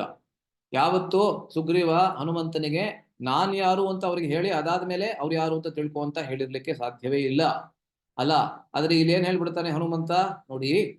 ಸುಗ್ರೀವೋ ನಾಮ ಧರ್ಮಾತ್ಮ ಕಷ್ಟಿದ್ ವಾನರ ಯೂಥಪಃ, ಒಬ್ಬ ಸುಗ್ರೀವ ಅಂತ ಇದ್ದಾನೆ, ಅವನು ಎಲ್ಲಾ ಕೋತಿಗಳ ಅಥವಾ ವಾನರರ ನಾಯಕನಂತೆ ಇದ್ದಾನೆ. ವೀರೋ ವಿನಿಕೃತೋ ಭ್ರಾತ ಜಗತ್ ಭ್ರಮತಿ ದುಃಖಿತಃ, ಅವನ ಭ್ರಾತ ಅಂದ್ರೆ ಅವನ ಅಣ್ಣನಾದಂತಹ ವಾಲಿ ಅವನಿಗೆ ಬಹಳ ದುಃಖವನ್ನ ಕೊಡ್ತಾ ಇದ್ದಾನೆ. ಆದ್ರಿಂದ ಸಮಸ್ತವಾದ ಜಗತ್ತಿನಲ್ಲಿ ಸುಗ್ರೀವನಾದಂಥವನು ಅಲೆದು ಕೊನೆಗೆ ಈ ಜಾಗದಲ್ಲಿ ಬಂದು ಅವನು ಇದ್ದಾನೆ ಎಂಬುದಾಗಿ ಹನುಮಂತ ಹೇಳೇ ಬಿಡ್ತಾನೆ. ಇದು ಏನಕ್ಕೆ ಹೇಳ್ತಾನೆ ಹನುಮಂತ ಅನ್ನೋದನ್ನ ನಾವು ಇವಾಗಲೇ ಇದೇ ಸ್ಲೈಡ್ ಅಲ್ಲಿ ನಾವು ಮುಂದಕ್ಕೆ ನೋಡ್ತೇವೆ. ಆದ್ರೆ ಇವಾಗ ನೋಡಿ ಹೇಗೆ ಹನುಮಂತ ಅಲ್ಲಿಗೆ ಬಂದಿದ್ದು ಯಾವ ಉದ್ದೇಶದಿಂದ, ಕೇವಲ ರಾಮ ಲಕ್ಷ್ಮಣರನ್ನ ವಿಚಾರಿಸಿ ಅವರು ಯಾವ ಕಾರಣದಿಂದ ಅಲ್ಲಿಗೆ ಬಂದಿದ್ದಾರೆ ಅಂತ ತಿಳ್ಕೊಳ್ಳೋದಕ್ಕೆ ಮಾತ್ರ. ಆದ್ರೆ ಇಲ್ಲಿ ಅವನು ಎಲ್ಲವನ್ನ ಬಿಚ್ಚಿ ಹೇಳ್ಬಿಡ್ತಾನೆ. ಅದಾದ್ಮೇಲೆ ಅಷ್ಟು ಮಾತ್ರ ಅಲ್ಲ, ತಾನು ಯಾರು ಅನ್ನೋದನ್ನ ಕೂಡ ಹೇಳ್ಬಿಡ್ತಾನೆ. ನೋಡಿ ಈ ಶ್ಲೋಕದಲ್ಲಿ, ಪ್ರಾಪ್ತೋಹಂ ಪ್ರೇಷಿತಸ್ತೇನ ಸುಗ್ರೀವೇಣ ಮಹಾತ್ಮನ ರಾಜ್ಞಾ ವಾನರ ಮುಖ್ಯಾನಾಂ ಹನುಮಾನ್ ನಾಮ ವಾನರಃ. ಅವನು ಬ್ರಾಹ್ಮಣನ ವೇಷದಲ್ಲಿ ಬಂದಿದ್ದಾನೆ, ಆದ್ರೆ ನಾನು ಬ್ರಾಹ್ಮಣ ಅಲ್ಲ, ನಾನೊಬ್ಬ ವಾನರ ಅಂತ ಹೇಳೇ ಬಿಡ್ತಾನೆ. ಅಲ್ಲ, ಎಷ್ಟೊಂದ್ಸತಿ ಚಿಕ್ಕ ಮಕ್ಕಳನ್ನ ಫ್ಯಾನ್ಸಿ ಡ್ರೆಸ್ ಕಾಂಪಿಟೇಷನ್ ಅಲ್ಲಿ ಪಾರ್ಟಿಸಿಪೇಟ್ ಮಾಡಿಸೋದಕ್ಕೆ ತಂದೆ ತಾಯಂದ್ರಿಗೆ ಬಹಳ ಹುರುಪಿರುತ್ತೆ, ಬಹಳ ಉತ್ಸಾಹ ಇರುತ್ತೆ. ಒಂದೊಂದ್ಸತಿ ಆ ಚಿಕ್ಕ ಮಗುವಿಗೆ ಒಂದು ಹುಲಿಯ ವೇಷವನ್ನ ಹಾಕಿ ಸ್ಟೇಜ್ ಮೇಲೆ ಕಳಿಸ್ತಾರೆ. ಆ ಮಗು ಕೂಡ ಸ್ಟೇಜ್ ಮೇಲೆ ಹೋಗೋವರೆಗೆ ಬಹಳ ಬಹಳ ಕಾನ್ಫಿಡೆಂಟ್ ಆಗಿರುತ್ತೆ, ಬಹಳ ವಿಶ್ವಾಸ ಇರುತ್ತೆ ಅದಕ್ಕೆ, ನಾನು ಹೋಗಿ ಹುಲಿಯ ತರಹ ಗರ್ಜಿಸ್ತೀನಿ ಅಂತ. ಆದ್ರೆ ಸ್ಟೇಜ್ ಮೇಲೆ ಹೋದ ಕೂಡಲೇ ಇನ್ನು ಚಿಕ್ಕ ಮಗು, ಅದರಿಂದ ಅದಕ್ಕೆ ಬಹಳ ಭಯ ಬಂದ್ಬಿಡುತ್ತೆ. ಅಲ್ಲ, ಸೊ ಯಾವಾಗ ಸಿಂಹದಂತೆ ಅಥವಾ ಹುಲಿಯಂತೆ ಗರ್ಜಿಸ್ಬೇಕದು, ಆದ್ರೆ ಅದೇನ್ ಮಾಡತ್ತೆ, ಅದು ಅಂತ ಅಳೋಕ್ ಶುರು ಮಾಡ್ಬಿಡುತ್ತೆ. ಅಲ್ಲ, ಸೊ ಅದೇ ರೀತಿಯಲ್ಲಿ ಇಲ್ಲಿ ನಾವು ನೋಡ್ತಾ ಇದ್ದೇವೆ, ಹನುಮಂತ ಎಷ್ಟೊಂದು ಮೇಕಪ್ ಎಲ್ಲ ಮಾಡ್ಕೊಂಡು ಬ್ರಾಹ್ಮಣನ ವೇಷವನ್ನ ಧರಿಸಿ ಬಂದಿದ್ದಾನೆ. ಆದ್ರೆ ಕೊನೆಗೆ ಮೇಕಪ್ ಎಲ್ಲ ಏನು ವ್ಯರ್ಥ ಆಗುವಂತೆ ಏನ್ ಹೇಳ್ಬಿಡ್ತಾನೆ, ನಾನು ಹನುಮಂತ ಎಂಬಂತಹ ಒಬ್ಬ ವಾನರ, ಒಂದು ಕೋತಿ ಅಂತ ರಾಮಚಂದ್ರನಿಗೆ ಹೇಳ್ಬಿಡ್ತಾನೆ. ಅದ್ ಹೇಗೆ ಇಲ್ಲಿಯವರೆಗೆ ಹನುಮಂತ ಅಷ್ಟು ವಾಕ್ ಚತುರನಾಗಿ ರಾಮ ಮತ್ತೆ ಲಕ್ಷ್ಮಣರ ಸೌಂದರ್ಯವನ್ನ ವರ್ಣಿಸಿದ್ದಾನೆ, ಆದ್ರೆ ಈ ಒಂದು ಸ್ಥಳದಲ್ಲಿ ಹೇಗೆ ತನ್ನ ಒಡೆಯನ ಬಗ್ಗೆ ಮಾತ್ರವಲ್ಲದೆ ತನ್ನ ಬಗ್ಗೆ ಕೂಡ ಸತ್ಯವನ್ನ ರಾಮಚಂದ್ರನಿಗೆ ಹೇಳ್ಬಿಡ್ತಾನೆ. ಅಲ್ಲಿ ವ್ಯಾಖ್ಯಾನಕಾರರು ಹೇಳ್ತಾರೆ, ಯಾವಾಗ ನಾವು ಪರಬ್ರಹ್ಮನ ಮುಂದೆ ಬರ್ತೇವೆ, ಅಲ್ಲ ಅಬ್ಸಲ್ಯೂಟ್ ಟ್ರೂತ್ ಅಂತ ಅದಕ್ಕೆ ರೂಪಾದ್ರು ಹೇಳಿದ್ದು. ಅಬ್ಸಲ್ಯೂಟ್ ಟ್ರೂತ್ ಅಂದ್ರೆ ಏನು, ಪರಮ ಸತ್ಯ. ಪರಮ ಸತ್ಯದ ಮುಂದೆ ನಾವು ಬಂದು ನಾವು ಯಾವುದೇ ಆಟವನ್ನ ಆಡೋದಕ್ಕೆ ಆಗೋದಿಲ್ಲ. ಅಲ್ಲ, ಪರಮ ಸತ್ಯದ ಮುಂದೆ ಬಂದ್ರೆ ನಾವೇನನ್ನ ಹೇಳ್ತೇವೆ ಅವನ ಮುಂದೆ ಅಂತ ಹೇಳಿದ್ರೆ ನಾವು ಅಸಹಾಯಕರಾಗಿ ನಾವೇನನ್ನ ಹೇಳ್ಬಿಡ್ತೇವೆ, ಸತ್ಯಂ ಸತ್ಯಂ ಪುನಃ ಸತ್ಯಂ. ಹನುಮಂತ ಯದ್ಯಪಿ ಅವನು ಮಾರುವೇಷವನ್ನ ಧರಿಸಿ ಕೇವಲ ರಾಮ ಲಕ್ಷ್ಮಣರ ಬಗ್ಗೆ ವಿಚಾರಿಸಿ ವಾಪಸ್ ಹೋಗ್ಬೇಕಂತ ಬಂದ, ಆದ್ರೆ ರಾಮ ಲಕ್ಷ್ಮಣರ ಸೌಂದರ್ಯವನ್ನ ವಿವರಿಸಬೇಕಾದ್ರೆ ಅವನಿಗೆ ಎಷ್ಟು ಮೈ ಮರೆತು ಹೋಗ್ತದೆ ಅಂತ ಹೇಳಿದ್ರೆ, ಅವನು ಯಾರು, ಅವನ ಒಡೆಯ ಯಾರು ಎಲ್ಲವನ್ನ ಹೇಳ್ಬಿಡ್ತಾನೆ. ಏನಕ್ಕೆ ಅಂತ ಹೇಳಿದ್ರೆ ರಾಮಚಂದ್ರ ಪರಮ ಸತ್ಯ. ಆ ಪರಮ ಸತ್ಯದ ಮುಂದೆ ಸುಳ್ಳನ್ನಾಗಲಿ, ಆ ಪರಮ ಸತ್ಯದ ಮುಂದೆ ಸತ್ಯವನ್ನ ಬಚ್ಚಿಡೋದಕ್ಕೆ ಕೂಡ ಆಗೋದಿಲ್ಲ ಎಂಬುದಾಗಿ ವ್ಯಾಖ್ಯಾನಕಾರರು ಈ ಶ್ಲೋಕದ ವ್ಯಾಖ್ಯಾನದಲ್ಲಿ ಹೇಳ್ತಾರೆ. ಅಲ್ಲ, ಸೊ ಅದನ್ನ ಅದ್ಭುತವಾಗಿ ಇಲ್ಲಿ ನಾವು ನೋಡ್ತೇವೆ. ಈ ರೀತಿ ಹೇಳಿದ ನಂತರ ಅದಾದ ಮೇಲೆ ನೋಡಿ ನಮ್ಮ ವಿಷಯ ಆಕ್ಚುಲಿ ಇವಾಗ ಇಲ್ಲಿ ಬರ್ತಾ ಇದೆ. ಇಲ್ಲಿವರೆಗೂ ಕೇವಲ ಒಂದು ಪೀಠಿಕೆ ಇತ್ತು ಅಷ್ಟೇ, ಆದ್ರೆ ಅಷ್ಟೊಂದು ಜಾಸ್ತಿ ಏನು ವಿಷಯ ಏನಿಲ್ಲ. ದಯವಿಟ್ಟು ಯಾರು ಭಯ ಪಡ್ಕೋಬೇಡಿ, ಇವಾಗ ನಾವು ಶುರು ಮಾಡ್ತಾ ಇದ್ದೇವೆ ಅಂತ. ಆದ್ರೆ ಇಲ್ಲಿ ನಾವು ನೋಡಿ ವಿಷಯವನ್ನ ಪ್ರವೇಶ ಮಾಡ್ತಾ ಇದ್ದೇವೆ. ಈ ರೀತಿಯಾದಂತಹ ಹನುಮಂತನ ಮಾತನ್ನ ಕೇಳಿ ನಾವು ಕೇವಲ ರಾಮಚಂದ್ರನ ಮಾತುಗಳನ್ನ ಕೇಳಿದ್ರೆ ಏನಕ್ಕೆ ರಾಮಚಂದ್ರ ಈ ರೀತಿಯಾದಂತಹ ಶ್ಲಾಘನೆಯನ್ನ ಹನುಮಂತನ ವಿಷಯದಲ್ಲಿ ಮಾಡ್ತಾ ಇದ್ದಾನೆ ಅನ್ನೋದು ನಮ್ಗೆ ಗೊತ್ತಾಗೋದಿಲ್ಲ. ಆದ್ರಿಂದ ಈ ಎಲ್ಲ ಪೀಠಿಕೆಯನ್ನ ಅದು ಅವಶ್ಯಕವಿತ್ತು. ಸೊ ಈ ರೀತಿಯಾದಂತಹ ಹನುಮದ್ ವಚನವನ್ನ ಕೇಳಿದ ರಾಮಚಂದ್ರ ಆ ವಚನದಿಂದ ಸಂಪೂರ್ಣವಾಗಿ ಬೆರಗಾಗಿ ಮತ್ತು ಅತ್ಯಂತ ಸಂತುಷ್ಟನಾಗಿ ಲಕ್ಷ್ಮಣನನ್ನು ಕುರಿತು ಹೀಗೆ ಮಾತನಾಡಲು ಆರಂಭಿಸಿದನು. ಬಹಳ ಸಂತೋಷವಾಗತ್ತೆ ರಾಮಚಂದ್ರನಿಗೆ. ಆ ಒಂದು ಹನುಮಂತನ ಕೊನೆಯ ಮಾತನ್ನ ಕೇಳುವವರೆಗೆ ರಾಮ ಆಗ್ಲಿ ಲಕ್ಷ್ಮಣ ಆಗ್ಲಿ ಒಂದೇ ಒಂದು ಶಬ್ದವನ್ನ ಕೂಡ ಆಡೋದಿಲ್ಲ. ಏಕೆಂದ್ರೆ ಹನುಮಂತನ ಬಾಯಿಯಿಂದ ಬರುತ್ತಿದ್ದಂತ ಶಬ್ದಗಳು ಎಷ್ಟು ಮೆಸ್ಮರೈಸಿಂಗ್ ಅಂದ್ರೆ ಎಷ್ಟು ಮೈ ಮರೆಸುವಂತೆ ಇತ್ತು ಅಂತ ಹೇಳಿದ್ರೆ, ರಾಮ ಲಕ್ಷ್ಮಣರಿಗೆ ಒಂದು ಶಬ್ದ ಕೂಡ ಆಚೆ ಬರೋದೇ ಇಲ್ವಂತೆ. ಆವಾಗ ಅವನು ಮಾತನಾಡಿ ಮುಗಿಸಿದ ನಂತರ, ಹನುಮಂತ ಮಾತನಾಡಿ ಮುಗಿಸಿದ ನಂತರ ರಾಮಚಂದ್ರ ಹೀಗೆ ಲಕ್ಷ್ಮಣನಿಗೆ ಹೇಳ್ತಾನೆ, ನೋಡಿ, ಸಚಿವೋಯಂ ಕಪೀಂದ್ರಸ್ಯ ಸುಗ್ರೀವಸ್ಯ ಮಹಾತ್ಮನಃ ತಮೇವ ಕಾಂಕ್ಷಮಾಣಸ್ಯ ಮಮ ಅಂತಿಕಂ ಉಪಾಗತಃ. ನಾವಿಬ್ಬರು ಇಲ್ಲಿಗೆ ಏನಕ್ಕೆ ಬಂದದ್ದು, ನಾವಿಬ್ಬರು ಸುಗ್ರೀವನನ್ನ ಹುಡುಕಿಕೊಂಡು ತಾನೇ ಇಲ್ಲಿಗೆ ಬಂದದ್ದು. ಆದರೆ ಸುಗ್ರೀವನ ಸಚಿವನಾದಂತಹ ಹನುಮಂತನೇ ನಮ್ಗೆ ಸಿಕ್ಬಿಟ್ಟ. ಅದರಿಂದ ನಾವು ನಮ್ಮ ಪ್ರಯಾಣದ ಕೊನೆಗೆ ಬಂದಿರೋ ಹಾಗೆ ನಮ್ಗೆ ಅನಿಸ್ತಾ ಇದೆ. ಆದ್ರಿಂದ ನನಗೆ ಬಹಳ ಸಂತೋಷವಾಗಿದೆ. ತಮ್ ಅಭ್ಯಭಾಷ ಸೌಮಿತ್ರೇ ಸುಗ್ರೀವ ಸಚಿವಂ ಕಪಿಂ ವಾಕ್ಯಜ್ಞಂ ಮಧುರೈರ್ ವಾಕ್ಯೈಹಿ ಸ್ನೇಹಯುಕ್ತಂ ಅರಿಂದಮ. ಅರಿಂದಮ ಅಂದ್ರೆ ಅರಿ ಅಂದ್ರೆ ಶತ್ರುಗಳನ್ನ ವಿನಾಶ ಮಾಡುವಂತಹ ಲಕ್ಷ್ಮಣನೇ, ಇವಾಗ ನೀನು ಅವನ ಜೊತೆಗೆ ಮಾತಾಡು. ಯಾರ ಜೊತೆಗೆ ಅಂತ ಹೇಳಿದ್ರೆ ವಾಕ್ಯಜ್ಞಂ. ಜ್ಞ ಅಂದ್ರೆ ಸಂಸ್ಕೃತದಲ್ಲಿ ತಿಳಿದುಕೊಂಡಿರುವನು ಅಂತ ಅರ್ಥ. ಯಾರು ತಿಳಿದುಕೊಂಡಿದ್ದಾರೆ, ತಿಳಿದುಕೊಂಡಿರುವವನು ಅವನಿಗೆ ಜ್ಞ. ಯಾವುದೋ ವಿಷಯದಲ್ಲಿರುವುದು. ಸರ್ವಜ್ಞ ಅಂದ್ರೆ ಎಲ್ಲವನ್ನೂ ತಿಳಿದುಕೊಂಡಿರುವಂತಹವನು. ಅದೇ ರೀತಿ ಇಲ್ಲಿ ನಾವು ನೋಡ್ತಾ ಇದ್ದೇವೆ ವಾಕ್ಯಜ್ಞ. ವಾಕ್ಯಜ್ಞ ಅಂದ್ರೆ ಏನು? ಯಾರು ಮಾತನ್ನ ಹೇಗೆ ಆಡಬೇಕು ಅನ್ನೋದನ್ನ ಸಂಪೂರ್ಣ ಕಲೆಯನ್ನ ತಿಳಿದುಕೊಂಡಿದ್ದಾರೆ ಅಂತ ಹನುಮಂತನಿಗೆ ಇವಾಗ ನೀನು ಮಾತಾಡು. ಎಂತ ಹನುಮಂತ ಅವನು? ಸುಗ್ರೀವ ಸಚಿವಂ ಕಪಿಂ. ಕಪಿಯಾದಂತಹ ಸುಗ್ರೀವ ಸಚಿವನಾದಂತಹ ಹನುಮಂತನಿಗೆ ಮತ್ತೆ ವಾಕ್ಯಜ್ಞಂ, ಮಾತನಾಡುವ ಕಲೆಯನ್ನ ಸಂಪೂರ್ಣವಾಗಿ ಬಲ್ಲುವಂಥವನಿಗೆ ನೀನು ಇವಾಗ ಮಾತನಾಡು. ಆದ್ರೆ ಅಷ್ಟು ಹೇಳಿ ರಾಮ ಅಲ್ಲಿ ನಿಲ್ಲಿಸ್ಬಿಡೋದಿಲ್ಲ, ಲಕ್ಷ್ಮಣ ಮಾತನಾಡೋಕೆ ಶುರು ಮಾಡೋದಿಲ್ಲ. ಅದಾದ ಮೇಲೆ ನೋಡಿ ಸುಮಾರು 10 ಶ್ಲೋಕಗಳಲ್ಲಿ ರಾಮಚಂದ್ರ ಇನ್ನಿಲ್ಲದಂತೆ 10 ಬಾಯಿ ಇರುವಂತೆ ಆ ಹನುಮಂತನ ಆ ವಾಕ್ ಚಾತುರ್ಯವನ್ನ ವರ್ಣಿಸ್ತಾನೆ. ನೋಡಿ, ಇದು ಮೊದಲನೇ ಶ್ಲೋಕ. ಇದರಿಂದ ನಾವು ಆ ಭಗವದ್ಗೀತೆಯ ಶ್ಲೋಕ ಏನಿತ್ತು ಮತ್ತೆ ರಾಮಾಯಣದ ಶ್ಲೋಕ ಏನಿದೆ ಅದಕ್ಕೆ ಸ್ವಲ್ಪ ಮ್ಯಾಚ್ ಮಾಡಿ ಈ ರಾಮಾಯಣದಲ್ಲಿ ಮತ್ತಷ್ಟು ಯಾವ ಯಾವ ಗುಣಗಳನ್ನ ರಾಮಚಂದ್ರ ವಿವರಿಸ್ತಾನೆ ಅದನ್ನ ಇವಾಗ ನಾವು ಚರ್ಚೆ ಮಾಡ್ತೇವೆ. ದಯವಿಟ್ಟು ಗಮನದಿಂದ ಇವಾಗ ಕೇಳಿ. ಸೊ ಒಂದು 3-4 ಶ್ಲೋಕಗಳನ್ನ ಮಾತ್ರ ಇಲ್ಲಿ ತೆಗೆದುಕೊಂಡಿದ್ದೇನೆ. ಅದರ ಉಚ್ಚಾರಣೆಯನ್ನ ನಾನು ಮಾಡಿ ಮೊದಲು ತೋರಿಸ್ಬಿಡ್ತೇನೆ, ರಾಮಚಂದ್ರ ಎಷ್ಟು ಅದ್ಭುತವಾಗಿ ಆ ಹನುಮಂತನ ಗುಣಗಾನವನ್ನ ಮಾಡ್ತಾನೆ ಅಂತ. ಇದು ಮೊದಲನೇ ಶ್ಲೋಕ.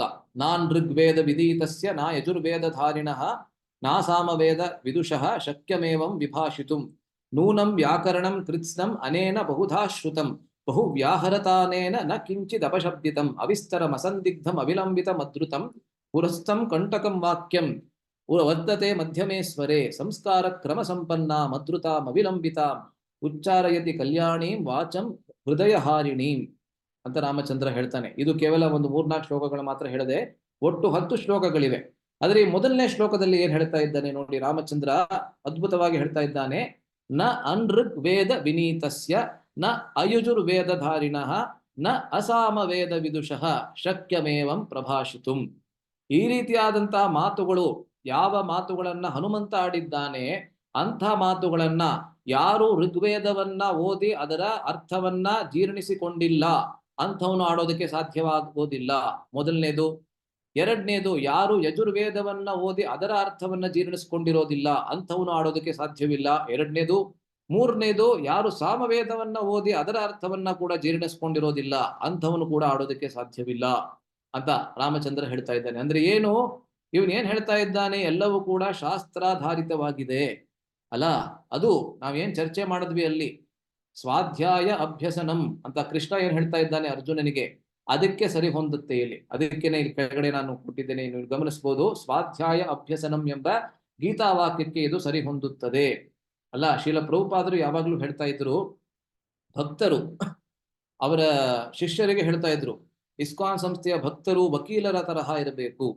ಏಕೆಂದ್ರೆ ವಕೀಲರು ನ್ಯಾಯಾಲಯದಲ್ಲಿ ವಾದ ವಿವಾದವನ್ನ ಮಾಡಬೇಕಾದ್ರೆ ಯಾವತ್ತೂ ಕೂಡ ನನಗನ್ಸುತ್ತೆ ಅದರಿಂದ ನೀವು ಆ ಕ್ರಿಮಿನಲ್ನ ಬಿಟ್ಬಿಡ್ಬೇಕು ಅಂತ ಯಾವತ್ತೂ ಹೇಳೋದಿಲ್ಲ ಅಲ್ಲ. ನನಗನ್ಸುತ್ತೆ ಅಂತ ಹೇಳಿದ್ರೆ ನೀನು ಹೋಗಿ ಏನ್ ಅನ್ಸುತ್ತೋ ಅದನ್ನ ನೀನ್ ಮನೆಯಲ್ಲೇ ಇಟ್ಕೊಳಪ್ಪ ಅಂತ ವಾಪಸ್ಸು ಕಳಿಸ್ಬಿಡ್ತಾರೆ ಅವ್ರನ್ನ. ಆದ್ರೆ ಅವ್ರು ಏನ್ ಹೇಳ್ತಾರೋ ಎಲ್ಲದಕ್ಕೂ ಒಂದು ಸೂಕ್ತವಾದಂತ ಪ್ರಮಾಣವನ್ನ ಕೊಡ್ತಾರೆ. ಇಂಡಿಯನ್ ಪೀನಲ್ ಕೋಡ್ ಇಂದ IPC ಸೆಕ್ಷನ್ 3.303 ಯಾವ್ದೋ ಒಂದು ಇರುತ್ತೆ, ಅದರಿಂದ ಕೊಡ್ತಾರೆ ಅವರು ಅಲ್ಲ. ನನಗೇನು ಗೊತ್ತಿಲ್ಲ IPC ಬಗ್ಗೆ ಎಲ್ಲ, ಆದ್ರೆ ಯಾವುದೋ ಒಂದು ಸೆಕ್ಷನ್ ಅನ್ನ ಹೇಳಿ ಅದನ್ನ ಕೋಟ್ ಮಾಡಿ ಪ್ರಮಾಣವನ್ನ ತೋರಿಸ್ತಾರೆ ಅವರು ಅಲ್ಲ. ಅದೇ ರೀತಿಯಲ್ಲಿ ಭಕ್ತರು ಕೂಡ ಶಾಸ್ತ್ರಾಧಾರಿತವಾಗಿ ಮಾತನಾಡಬೇಕು. ಯಾವಾಗ ಶಾಸ್ತ್ರಗಳ ಮೇಲೆ ಆಧಾರವನ್ನ ಹೊಂದಿ ಆದ ಮೇಲೆ ನಾವು ಮಾತಾಡ್ತೀವಿ, ಅದರಿಂದ ನಮ್ಮ ಶಬ್ದಗಳಿಗೆ ಅದು ತಾಕತ್ತು ಬರುತ್ತೆ, ಶಬ್ದಗಳು ಬಹಳ ಶಕ್ತಿಶಾಲಿ ಆಗತ್ತೆ. ಇಲ್ಲವಾದ್ರೆ ಏನಾಗತ್ತೆ ಅಂತ ಹೇಳಿದ್ರೆ ಯಾರಿಗೂ ನಮ್ಮ ವಚನದಲ್ಲಿ ವಿಶ್ವಾಸ ಅನ್ನೋದು ಬರೋದಿಲ್ಲ ಅಲ್ಲ. ಸೊ ಶಾಸ್ತ್ರಾಧಾರಿತವಾಗಿರಬೇಕು. ಇದರ ವ್ಯಾಖ್ಯಾನದಲ್ಲಿ ನೋಡಿ ಗೋವಿಂದರಾಜರಂತ ಅವ್ರು ಏನ್ ಹೇಳ್ತಾರೆ ಅಂತ, ಈ ಮೊದಲನೇ ಗುಣವು ಒಬ್ಬ ಆಚಾರ್ಯನ ಗುಣಗಳನ್ನು ಸೂಚಿಸುತ್ತದೆ ಎಂದು ಗೋವಿಂದರಾಜರು. ರಾಮಾಯಣದ ಒಂದು ಗೂಢಾರ್ಥದ ಪ್ರಕಾರ, ಗೂಢಾರ್ಥ ಅಂದ್ರೆ ರಹಸ್ಯ, ಒಂದು ರಹಸ್ಯದ ಪ್ರಕಾರ ಈ ರಹಸ್ಯವನ್ನ ಶ್ರೀ ವೈಷ್ಣವ ಆಚಾರ್ಯರು ಹೇಳ್ತಾರೆ. ಹನುಮಂತ ಯಾವ ಒಂದು ಸ್ಥಾನವನ್ನ ಪ್ರತಿನಿಧಿಸ್ತಾನೆ ಅಥವಾ ಯಾವ ಸ್ಥಾನದ ಪ್ರತಿರೂಪ ಅಂತ ಹೇಳಿದ್ರೆ ಗುರುವಿನ ಪ್ರತಿರೂಪ ಹನುಮಂತ. ಅದು ಒಂದು ಬಹಳ ಸುಂದರವಾಗಿ ವಿವರಿಸ್ತಾರೆ. ಸೊ ಸೀತೆ ಏನು ಲಂಕೆಯಲ್ಲಿ ಇವಾಗ ಇದ್ದಾಳೆ, ಲಂಕೆಯಲ್ಲಿ ದಶಾನನಾದಂತಹ 10 ತಲೆಗಳನ್ನುಳ್ಳಂತಹ ರಾವಣನ ಹಿಡಿತದಲ್ಲಿ ಇದ್ದಾಳೆ. ರಾಮಚಂದ್ರ ಭೂಮಿಯಲ್ಲಿ ಇದ್ದಾನೆ. ಮತ್ತೆ ರಾಮಚಂದ್ರ ತನ್ನ ಬಹಳ ಪ್ರಿಯ ಶಿಷ್ಯನಾದಂತಹ ಹನುಮಂತನನ್ನ ಸೀತೆಯನ್ನ ಹುಡುಕಿಕೊಂಡು ಬರುವುದಕ್ಕಾಗಿ ಕಳಿಸ್ತಾನೆ ಅಲ್ವಾ. ಇದು ರಾಮಾಯಣದ ಮೂಲವಾದಂತಹ ಕಥೆ. ಆದ್ರೆ ಇದನ್ನ ನಾವು ಹೇಗೆ ನೋಡ್ಬೋದು ಅಂತ ಹೇಳಿದ್ರೆ, ಒಬ್ಬ ಶ್ರೀ ವೈಷ್ಣವಾಚಾರ್ಯರು ವೇದಾಂತ ದೇಶಿಕರು ಅಂತ ಹೇಳ್ತಾರೆ ನೋಡಿ, ಇವಾಗ ಸೀತೆ ಲಂಕೆಯಲ್ಲಿ ಇದ್ದಾಳೆ. ಆ ಲಂಕೆ ಅನ್ನೋದೇನಿದೆ, ಆ ಲಂಕೆ ಅನ್ನೋದು ಈ ಶರೀರದ ಪ್ರತೀಕ ಅಂತ ಹೇಳ್ತಾರೆ, ಶರೀರದ ಪ್ರತಿರೂಪ. ಹೇಗೆ ಈ ಶರೀರದಲ್ಲಿ 10 ಇಂದ್ರಿಯಗಳು ಅಂತ ಇದೆ, 5 ಕರ್ಮೇಂದ್ರಿಯಗಳು ಮತ್ತೆ 5 ಜ್ಞಾನೇಂದ್ರಿಯಗಳು. ಮತ್ತೆ ಈ ಶರೀರದಲ್ಲಿ ಇರತಕ್ಕಂತ ಜೀವಾತ್ಮ ಆ 10 ಇಂದ್ರಿಯಗಳ ಹಿಡಿತದಲ್ಲಿ ಬಂದ್ಬಿಡ್ತಾನೆ ಅಲ್ವಾ. ನಮ್ಮ ಕಿವಿಗಳು ಏನ್ ಹೇಳುತ್ತೆ ಅದೇ ರೀತಿಯಲ್ಲಿ ಮಾಡ್ತೇವೆ, ಕಣ್ಣುಗಳು ಏನ್ ಹೇಗೆ ಹೇಳುತ್ತೆ ಅದೇ ರೀತಿಯಲ್ಲಿ ಮಾಡ್ತೇವೆ, ಕೈಗಳು ಎಲ್ಲಿ ಹೋಗುತ್ತೆ ಅದನ್ನ ನಾವು ಹಿಡಿದುಕೊಂಡು ಅದನ್ನ ನಮ್ಮ ಬಾಯಿಗೆ ಹಾಕೋತೇವೆ ಅಲ್ಲ, ಕಾಲುಗಳು ಹೇಗೆ ಎಲ್ಲಿ ಕರ್ಕೊಂಡು ಹೋಗುತ್ತೋ ಅಲ್ಲಿಗೆ ನಾವು ಹೋಗ್ತೇವೆ ಅಲ್ಲ. ಸೊ ಸೀತೆ ಅನ್ನೋಳು ಜೀವಾತ್ಮದ ಪ್ರತೀಕ, ಮತ್ತೆ ಲಂಕೆ ಅನ್ನೋದು ಈ ಶರೀರದ ಪ್ರತೀಕ. ಹೇಗೆ ಶರೀರದಲ್ಲಿ 10 ಇಂದ್ರಿಯಗಳು ಅನ್ನೋದಿದೆ, ಅದೇ ರೀತಿಯಲ್ಲಿ ದಶಾನನನಾದಂತಹ ರಾವಣನು ಇದೀಗ ಆ 10 ಇಂದ್ರಿಯಗಳ ಪ್ರತೀಕ. ಸೊ ಸೀತೆ ಅನ್ನೋಳು ಈ ಭೌತಿಕ ಜಗತ್ತಿನಲ್ಲಿ ಯದ್ಯಪಿ ಸೀತೆ ಅನ್ನೋಳು ಯಾವ ಲಕ್ಷ್ಮೀ ಸ್ವರೂಪ, ಅವಳು ಯಾವತ್ತೂ ಕೂಡ ಜೀವಾತ್ಮ ಆಗೋದಕ್ಕೆ ಸಾಧ್ಯವಿಲ್ಲ. ಆದ್ರೆ ಈ ಪಾಠವನ್ನ ಕಲಿಸೋದಕ್ಕೆ ಈ ರೀತಿ ಹೇಳ್ತಾ ಇದ್ದಾರೆ ಅಷ್ಟೇನೆ. ಸೊ ಸೀತೆ ಅನ್ನೋಳು ಭೌತಿಕ ಜಗತ್ತಿನಲ್ಲಿ ಲಂಕೆಯ ಎಂಬಂತಹ ಶರೀರದಲ್ಲಿ ಆ 10 ಇಂದ್ರಿಯಗಳ ಹಿಡಿತದಲ್ಲಿ ಇದ್ದಾಳೆ. ಅದೇ ರಾಮಚಂದ್ರ ಇವಾಗ ಎಲ್ಲಿದ್ದಾನೆ, ಭಾರತ ವರ್ಷದಲ್ಲಿ. ಸೊ ಭಾರತ ವರ್ಷವನ್ನ ವೈಕುಂಠಕ್ಕೆ ಹೋಲಿಸ್ತಾರೆ. ಸೊ ವೈಕುಂಠದಲ್ಲಿ ಇರ್ತಕ್ಕಂತಹ ರಾಮಚಂದ್ರ ಭೌತಿಕ ಜಗತ್ತಿನಲ್ಲಿ ಶರೀರದ ಹಿಡಿತದಲ್ಲಿ, ವಿಶೇಷವಾಗಿ ಇಂದ್ರಿಯಗಳ ಹಿಡಿತದಲ್ಲಿ ಇರ್ತಕ್ಕಂತಹ ಸೀತೆಯನ್ನ ಸಂರಕ್ಷಿಸುವುದಕ್ಕಾಗಿ ಏನ್ ಮಾಡ್ತಾನೆ, ಗುರುವನ್ನ ಕಳಿಸ್ತಾನೆ. ಸೊ ಅದನ್ನೇ ನಮ್ಮ ಶಾಸ್ತ್ರ ಕೂಡ ಹೇಳೋದು. ಭಗವಂತ ಯಾವಾಗ ಜೀವಾತ್ಮರನ್ನ ತನ್ನ ಕಡೆಗೆ ಸೆಳೆದುಕೊಳ್ಳಲು ಅವನು ಪ್ರಯತ್ನ ಮಾಡ್ತಾನೆ, ಅವಾಗ ಏನ್ ಮಾಡ್ತಾನೆ, ಆ ಪ್ರಯತ್ನ ಹೇಗೆ ವ್ಯಕ್ತವಾಗತ್ತೆ ಅಂತ ಹೇಳಿದ್ರೆ ಗುರುವನ್ನ ಅವನು ನಮ್ಮ ಜೀವನದಲ್ಲಿ ಕಳಿಸ್ತಾನೆ ಅಲ್ಲ. ಸೊ ಹನುಮಂತ ಏನ್ ಮಾಡ್ತಾನೆ, ಆ ರಾಮಚಂದ್ರನ ಸಂದೇಶವನ್ನ ಆಧ್ಯಾತ್ಮಿಕ ಜಗತ್ತಾದಂತಹ ಭಾರತದಿಂದ ಭೌತಿಕ ಜಗತ್ತಾದಂತಹ ಲಂಕೆಯವರೆಗೆ ಬಂದು ಆ ಸಂದೇಶವನ್ನ ಜೀವಾತ್ಮಳಾದಂತಹ ಸೀತೆಗೆ ಅವನು ಕೊಡ್ತಾನೆ. ಇದು ಒಂದು ವಿಶೇಷವಾದಂತಹ ಗೂಢಾರ್ಥ ಅಲ್ಲ. ಸೊ ಹನುಮಂತ ಆಚಾರ್ಯನನ್ನ ಅಥವಾ ಗುರುವನ್ನ ಅವನು ಸೂಚಿಸ್ತಾನೆ. ಸೊ ಋಗ್ವೇದಕ್ಕೆ ಆದಿವೇದವೆಂದು ಹೇಳುತ್ತಾರೆ. ಈ ಋಗ್ವೇದ, ಯಜುರ್ವೇದ ಮತ್ತೆ ಸಾಮವೇದದಲ್ಲಿ ಇರ್ತಕ್ಕಂಥ ವೈಶಿಷ್ಟ್ಯವನ್ನ ಇಲ್ಲಿ ಹೇಳಿ ವ್ಯಾಖ್ಯಾನವನ್ನ ಬರೆದಿದ್ದಾರೆ. ಸೊ ಋಗ್ವೇದ ಆದಿವೇದವೆಂದು ಹೇಳುತ್ತಾರೆ. ಇದರಲ್ಲಿ ಪ್ರತಿಯೊಂದು ಅಕ್ಷರವೂ ಹಲವಾರು ಚಲನಗಳನ್ನು ಹೊಂದಿರುವುದರಿಂದ ವಾಚಿಕನಿಗೆ ಅದರ ಮೇಲೆ ಸಂಪೂರ್ಣ ನಿಯಂತ್ರಣವಿರುವವರೆಗೂ ಜ್ಞಾನಾರ್ಜನೆ ಅಸಾಧ್ಯ.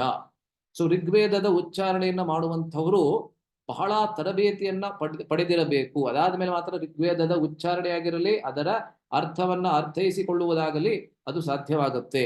ಆದ್ದರಿಂದ ತರಬೇತಿ ಬಹಳ ಮುಖ್ಯ ಅಂತ ಹೇಳಿ ಇಲ್ಲಿ ನ ಋಗ್ವೇದ ನ ಅನೃಗ್ವೇದ ವಿನೀತಸ್ಯ ಅಂತ ಹೇಳಿದ್ರೆ ತರಬೇತಿಯನ್ನ ಹೊಂದಿರತಕ್ಕಂತಹ ಹನುಮಂತ ಈ ರೀತಿಯಾಗಿ ಮಾತನಾಡ್ತಾ ಇದ್ದಾನೆ. ಯಜುರ್ವೇದದಲ್ಲಿ ಏನು ವೈಶಿಷ್ಟ್ಯ ಅಂತ ಹೇಳಿದ್ರೆ ಇಲ್ಲಿ ನೋಡಿ ಕೊಟ್ಟಿದ್ದಾರೆ, ವಾಕ್ಯಗಳು ಮತ್ತೆ ಅನುವಾಕ್ಯಗಳು ಪುನಃ ಪುನಃ ಬರುತ್ತವೆ. ಅದರ ಉಚ್ಚಾರಣೆಯು ಅಸಂಕೀರ್ಣವಾಗಿರಬೇಕು. ಅಸಂಕೀರ್ಣ ಅಂದ್ರೆ ಮಿಕ್ಸ್ ಆಗಬಾರ್ದು ಅಲ್ಲ. ಸೊ ಮಿಕ್ಸ್ ಆಗಬಾರ್ದು ಅಂತ ಹೇಳಿದ್ರೆ ಅಲ್ಲಿ ನೆನಪಿನ ಶಕ್ತಿ ಬಹಳ ಮುಖ್ಯವಾಗ್ತದೆ ಅಲ್ಲ. ಆದ್ದರಿಂದಲೇ ಹಿಂದಿನ ಕಾಲದಲ್ಲಿ, ಈಗಿನ ಕಾಲದಲ್ಲಿ ಕೂಡ ಬಹಳ ಅಪರೂಪವಾಗಿ ನಾವು ನೋಡ್ಬೋದು, ಏಕವೇದಿ, ದ್ವಿವೇದಿ, ತ್ರಿವೇದಿ, ಚತುರ್ವೇದಿ ಅಂತ ಇರ್ತಾರೆ. ಯದ್ಯಪಿ ಕೇವಲ ಎಷ್ಟೊಂದು ಜನ ಕೇವಲ ಹೆಸರನ್ನು ಮಾತ್ರ ಇಟ್ಕೋತಾರೆ, ಆ ಪರಿವಾರದಲ್ಲಿ ಬರ್ತೀವಿ ಅಂತ ಹೇಳ್ತಾರೆ, ಅವ್ರಿಗೆ ವೇದದ ಒಂದು ಅಕ್ಷರ ಕೂಡ ಗೊತ್ತಿರೋದಿಲ್ಲ. ಆದ್ರೆ ತಿಳಿದುಕೊಂಡಿರ್ತಕ್ಕಂಥವರು ವೇದಗಳನ್ನ ಸಂಪೂರ್ಣವಾಗಿ ಕಂಠಸ್ಥವೇ ಮಾಡ್ಕೊಂಡು ಬಿಡ್ತಾರೆ. ಸೊ ಯಜುರ್ವೇದದಲ್ಲಿ ಕಂಠಸ್ಥೀಕರಣ ಅನ್ನೋದು ಬಹಳ ಮುಖ್ಯ. ಆದ್ದರಿಂದ ಅಯಜುರ್ವೇದ ಧಾರಣಾ ಶಕ್ತಿ ಇದ್ದಂಥವನ್ ಮಾತ್ರ ಈ ರೀತಿಯಾಗಿ ಹನುಮಂತನ ತರಹ ಮಾತನಾಡಬಲ್ಲ ಅಂತ ರಾಮಚಂದ್ರ ಹೇಳ್ತಾ ಇದ್ದಾನೆ. ಅದೇ ರೀತಿ ಮೂರನೇದಾಗಿ ಏನ್ ಹೇಳ್ತಾರೆ ನೋಡಿ, ಸಾಮವೇದದಲ್ಲಿ ಅನೇಕ ಗೂಢಾರ್ಥಗಳು, ರಹಸ್ಯಗಳು ಅಡಗಿದ್ದು ಅದನ್ನು ಉಚ್ಚರಿಸಬೇಕಾದರೆ ಶ್ರುತಿ ಮತ್ತು ಲಯ ಅತಿ ಮುಖ್ಯ. ಸೊ ಸಾಮವೇದವನ್ನ ಯಾರು ಉಚ್ಚಾರಣೆ ಮಾಡೋದಿಲ್ಲ, ಅದನ್ನ ಹಾಡ್ತಾರೆ. ಆದ್ದರಿಂದಲೇ ಗೀತೆಯಲ್ಲಿ ಕೃಷ್ಣ ವೇದಾನಾಂ ಸಾಮವೇದೋಸ್ಮಿ, 4 ವೇದಗಳಲ್ಲಿ ನಾನು ಸಾಮವೇದ ಅಂತ ಕೃಷ್ಣ ಹೇಳ್ತಾನೆ. ಏಕೆಂದ್ರೆ ಸಾಮವೇದವನ್ನ ಕೇಳೋದಕ್ಕೆ ಬಹಳ ಇಂಪಾಗಿರ್ತದೆ. ಒಂದೊಂದು ಆ ಸಾಮವೇದದ ಭಾಗವನ್ನ ಹಾಡೋದಕ್ಕೆ ಒಂದೊಂದು ನಿರ್ದಿಷ್ಟವಾದಂತಹ ಶ್ರುತಿ, ಒಂದೊಂದು ರಾಗ, ಒಂದೊಂದು ಲಯ ಅಂತ ಇರ್ತದೆ, ತಾಳ ಅಂತ ಇರ್ತದೆ. ಅದರಲ್ಲಿ ಮಾತ್ರ ಹಾಡಬೇಕು ಅಲ್ಲ. ಸೊ ಸಾಮವೇದ ಅವಿದುಷ ನ ಅಸಾಮವೇದ ವಿದುಷಃ. ವಿದುಷಃ ಅಂದ್ರೆ ಏನು? ವಿದ್ವತ್ತನ್ನ ಯಾರು ಹೊಂದಿರ್ತಾನೆ ಅವನು ಮಾತ್ರ ಸಾಮವೇದವನ್ನ ಹೇಳಬಲ್ಲ. ಅಲ್ಲ, ಸೊ ಈ ರೀತಿಯಾಗಿ ಹನುಮಂತನಲ್ಲಿ ಮೂರು ಕೂಡ ಇದೆ. ಅವನಿಗೆ ತರಬೇತಿ ಸಿಕ್ಕಿದೆ, ಅವನಿಗೆ ಅವನಿಗೆ ಧಾರಣಾ ಶಕ್ತಿ ಅನ್ನೋದು ಬಹಳ ಚೆನ್ನಾಗಿದೆ, ನೆನಪಿನ ಶಕ್ತಿ ಬಹಳ ಚೆನ್ನಾಗಿದೆ, ಮತ್ತೆ ಅವನಲ್ಲಿ ಹಾಡುವ ಒಂದು ಸಾಮರ್ಥ್ಯ ಕೂಡ ಇದೆ ಎಂಬುದಾಗಿ ರಾಮಚಂದ್ರ ಹೇಳ್ತಾ ಇದ್ದಾನೆ. ಹೇಗೆ ಸಾಮವೇದವನ್ನ ಹಾಡಿ ಎಲ್ಲರಿಗೂ ತೋರಿಸ್ತಾರೆ, ಅದೇ ರೀತಿ ಈ ಹನುಮಂತನಾದಂಥವನು ಹಾಡಿ ಹಾಡಿ ಅವನು ನಮ್ಮ ಮುಂದೆ ಅವನ ವಚನವನ್ನ ಪ್ರಸ್ತುತಪಡಿಸ್ತಾ ಇದ್ದಾನೆ. ಇದು ಮೊದಲನೇ ಶ್ಲೋಕ. ಸೊ ಮೊದಲನೇ ಶ್ಲೋಕದಿಂದ ನಾವೇನ್ ಕಲಿತ್ವಿ? ನಮ್ಮ ವಾಕ್ಯಗಳು ಶಾಸ್ತ್ರಾಧಾರಿತವಾಗಿರಬೇಕು, ಅವಾಗ ಎಲ್ಲರಿಗೂ ಸ್ವಾಭಾವಿಕವಾಗಿ ಅದು ಇಷ್ಟವಾಗ್ತದೆ ಅಲ್ಲ. ಸೊ ಎರಡನೇ ಶ್ಲೋಕವನ್ನ ರಾಮಚಂದ್ರ ಹೇಳ್ತಾನೆ ಲಕ್ಷ್ಮಣನಿಗೆ ಹನುಮಂತನ ವಿಷಯದಲ್ಲಿ. ನೂನಂ ವ್ಯಾಕರಣಂ ಕೃತ್ಸ್ನಂ ಅನೇನ ಬಹುಧಾ ಶ್ರುತಂ ಬಹು ವ್ಯಾಹರತಾನೇನ ನ ಕಿಂಚಿತ್ ಅಪಶಬ್ದಿತಂ. ಒಂದೇ ಒಂದು ಅಪಶಬ್ದವಾಗ್ಲಿ ಅವನ ವಾಕ್ಯಗಳಲ್ಲಿ ನಾನು ಹುಡುಕಿದ್ರು ನನಗೆ ಸಿಗ್ತಾ ಇಲ್ಲ ಅಂತ ರಾಮಚಂದ್ರ ಹೇಳ್ತಾ ಇದ್ದಾನೆ. ಹುಡುಕೋದಕ್ಕೆ ಸಾಧ್ಯವೇ ಇಲ್ಲ, ಯಾಕಂದ್ರೆ ಹುಡುಕಿದ್ರೆ ನನಗೆ ಸಿಗ್ತಾನೆ ಇಲ್ಲ. ಏನಕ್ಕೆ ಅಂತ ಹೇಳಿದ್ರೆ ಹೇಳ್ತಾ ಇದ್ದಾನೆ, ನೂನಂ ವ್ಯಾಕರಣಂ ಕೃತ್ಸ್ನಂ ಅನೇನ ಬಹುಧಾ ಶ್ರುತಂ. ಯಾವ ಸಂಸ್ಕೃತದ ವ್ಯಾಕರಣ ಅಂತ ಇದೆ ಅದನ್ನ ಸಂಪೂರ್ಣವಾಗಿ, ಕೃತ್ಸ್ನ ಅಂದ್ರೆ ಸಂಸ್ಕೃತದಲ್ಲಿ ಸಂಪೂರ್ಣವಾಗಿ ಅಂತ ಅರ್ಥ, ಅದನ್ನ ಬಹಳಷ್ಟು ಸಲ ಅವನು ಕೇಳಿದ್ದಾನೆ ಅಲ್ಲ.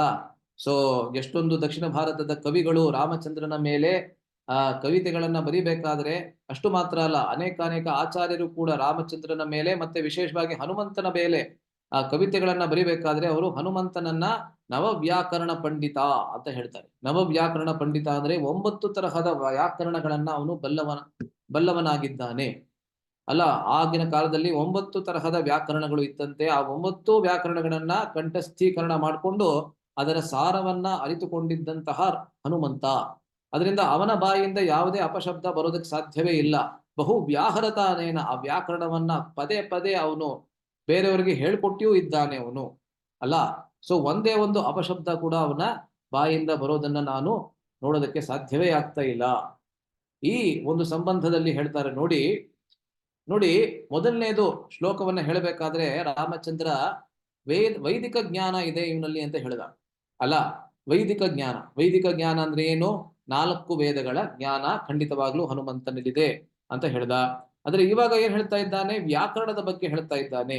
ಸೊ ವ್ಯಾಕರಣ ಏನಿದೆ ಅದಕ್ಕೆ ನಾವು ವೇದಾಂಗ ಅಂತ ಕರಿತೇವೆ.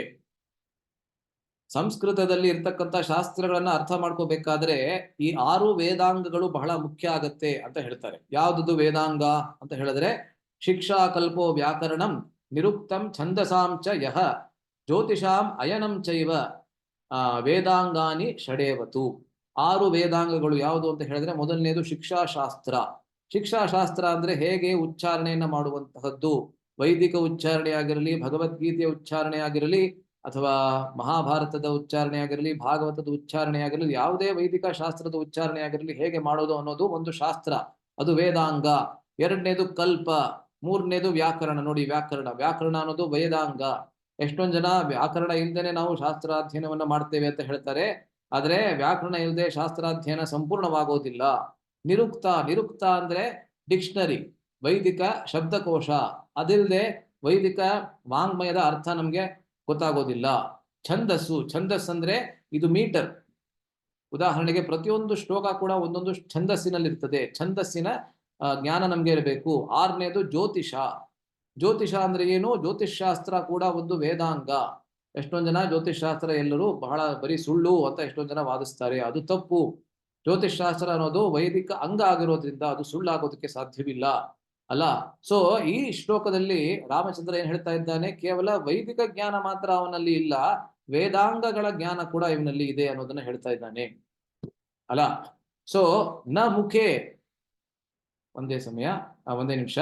ಸೊ ಇಲ್ಲಿ ಏನ್ ಹೇಳ್ತಾ ಇದ್ದಾನೆ ಅಂದ್ರೆ ರಾಮಚಂದ್ರ ಎರಡನೇ ಒಂದು ವಿಷಯದಿಂದ ನಾವೇನ್ ಕರಿಬಹುದು ಅಂತ ಹೇಳಿದ್ರೆ, 2ನೇ ಶ್ಲೋಕದಿಂದ ನಮ್ಮ ವಾಕ್ಯಗಳು ವ್ಯಾಕರಣಕ್ಕೆ ಬದ್ಧವಾಗಿರ್ಬೇಕು. ಯಾವುದೇ ಭಾಷೆಯಲ್ಲಿ ನಾವು ಮಾತಾಡ್ತೀವಿ ಅಲ್ಲ, ಅದು ಕನ್ನಡ ಆಗಿರ್ಬೋದು, ಸಂಸ್ಕೃತ ಆಗಿರ್ಬೋದು, ಇಂಗ್ಲಿಷ್ ಆಗಿರ್ಬೋದು, ಯಾವ ಭಾಷೆಯಲ್ಲಿ ಮಾತನಾಡಿದ್ರು ಕೂಡ ಆ ಭಾಷೆಯ ವ್ಯಾಕರಣ ಏನಿದೆ ಅದಕ್ಕೆ ಸರಿ ಹೊಂದುವ ಹಾಗೆ ಇರಬೇಕು. ಇಲ್ಲವಾದ್ರೆ ಅದು ಸರಿ ಹೋಗೋದಿಲ್ಲ. ಅದನ್ನ ಇಲ್ಲಿ ಹನುಮಂತನಿಂದ ನಾವು ಕಲ್ತ್ಕೊತಾ ಇದ್ದೇವೆ.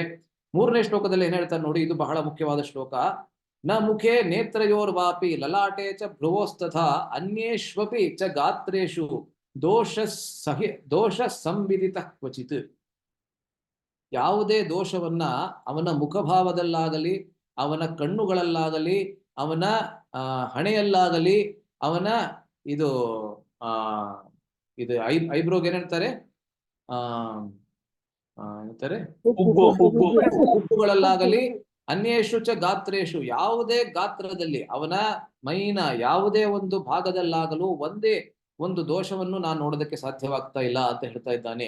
ಸೊ ಇಲ್ಲಿ ಬಾಡಿಲಿ ಎಕ್ಸ್ಪ್ರೆಷನ್ ಬಗ್ಗೆ ರಾಮಚಂದ್ರ ಹೇಳ್ತಾ ಇದ್ದಾನೆ. ಅಲ್ಲ, ಮೊದಲನೇ ಎರಡು ವೈದಿಕ ಶಾಸ್ತ್ರಗಳ ಮೇಲೆ ಆಧಾರಿತವಾಗಿದೆ, ವ್ಯಾಕರಣಬದ್ಧವಾಗಿದೆ ಅಂತ ರಾಮಚಂದ್ರ ಹೇಳ್ದ.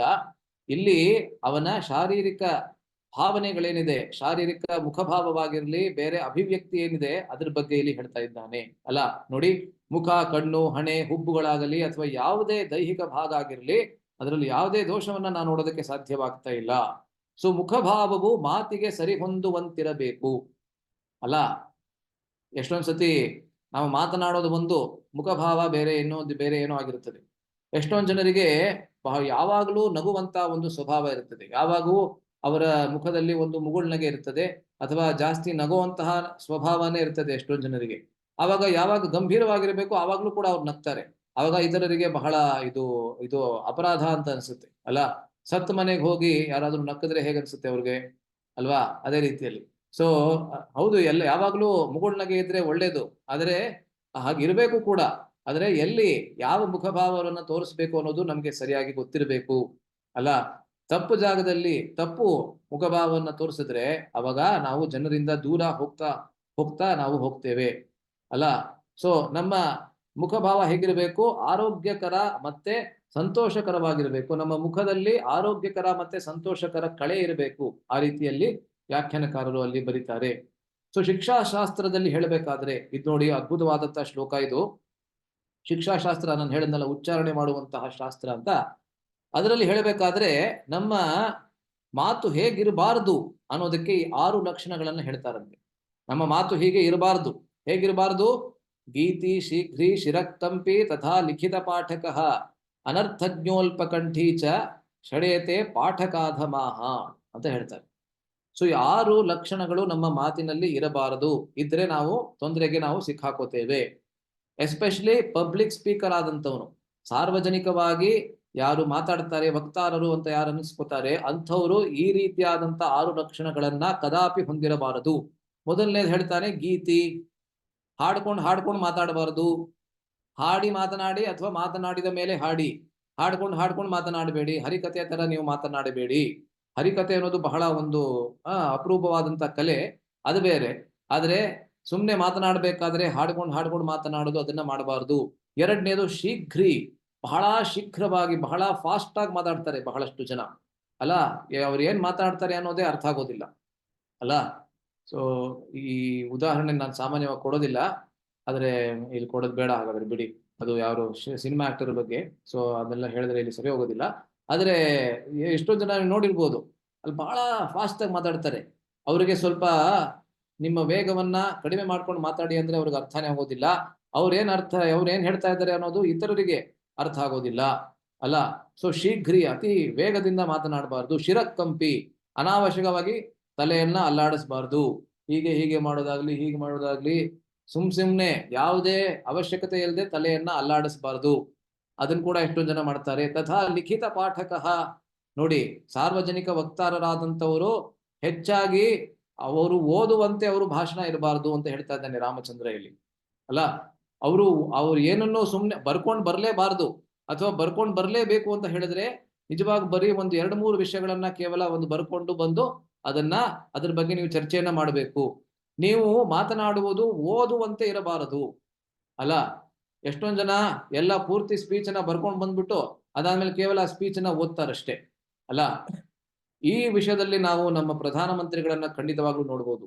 ಅಲ್ಲ, ವಿಶೇಷವಾಗಿ 22ನೇ ತಾರೀಕು ಜನವರಿ, ಯಾವಾಗ ರಾಮ ಮಂದಿರದ ಉದ್ಘಾಟನಾ ಸಮಾರಂಭದಲ್ಲಿ ಅವರು ಮಾತನಾಡಿದ್ರು, ಯಾವುದೇ ಒಂದೇ ಒಂದು ಚೀಟಿ ಇಲ್ಲ, ಏನೂ ಇಲ್ಲ, ಎಲ್ಲವೂ ಪ್ರಾಯಶಃ ಅವರ ಹೃದಯದಿಂದ ಬರ್ತಾ ಇತ್ತು ಅಂತ ಅನ್ನಿಸ್ತು. ನನಗೆ ಆ ರೀತಿ ಅಲ್ಲಿ ಯಾರನ್ನೂ ಸುಮ್ಮನೆ ಹೊಗಳೋದಕ್ಕೆ ಇಷ್ಟ ಇಲ್ಲ, ಆದ್ರೂ ಕೂಡ ಅವರ ಭಾಷಣ ಅತ್ಯದ್ಭುತವಾಗಿತ್ತು. ಅಲ್ಲ, ಯಾವುದೇ ಚೀಟಿ ಇಲ್ಲದೆ ಎಲ್ಲವನ್ನ ಅವರ ಸ್ಮೃತಿ ಶಕ್ತಿಯಿಂದಲೇ ಹೇಳಿದ್ರು. ಅಲ್ಲ, ಸುಲಿಖಿತ ಪಾಠಕಃ, ಸುಮ್ನೆ ಅನಾವಶ್ಯಕವಾಗಿ ಎಲ್ಲವನ್ನ ಬರ್ಕೊಂಡು ಬಂದು ಓದುವಂತೆ ನಮ್ಮ ಭಾಷಣ ಇರಬಾರ್ದು. ಅನರ್ಥಜ್ಞ, ನಾವ್ ಏನ್ ಹೇಳ್ತಾ ಇದ್ದೀವಿ ಅದರ ಅರ್ಥವನ್ನ ನಾವು ತಿಳ್ಕೊಂಡು ಅದಾದ್ಮೇಲೆ ಹೇಳ್ಬೇಕು. ಏನೋ ಎಲ್ಲರನ್ನ ನಾವು ಸಂತೋಷ ಪಡಿಸ್ತೀನಿ ಅಂತ ಹೇಳಿ ಯಾವುದು ನಮಗೂ ಕೂಡ ಅರ್ಥ ಆಗಿರೋದಿಲ್ಲ ಅದನ್ನ ನಾವು ಹೇಳೋದಕ್ಕೆ ಹೋಗ್ಬಾರ್ದು.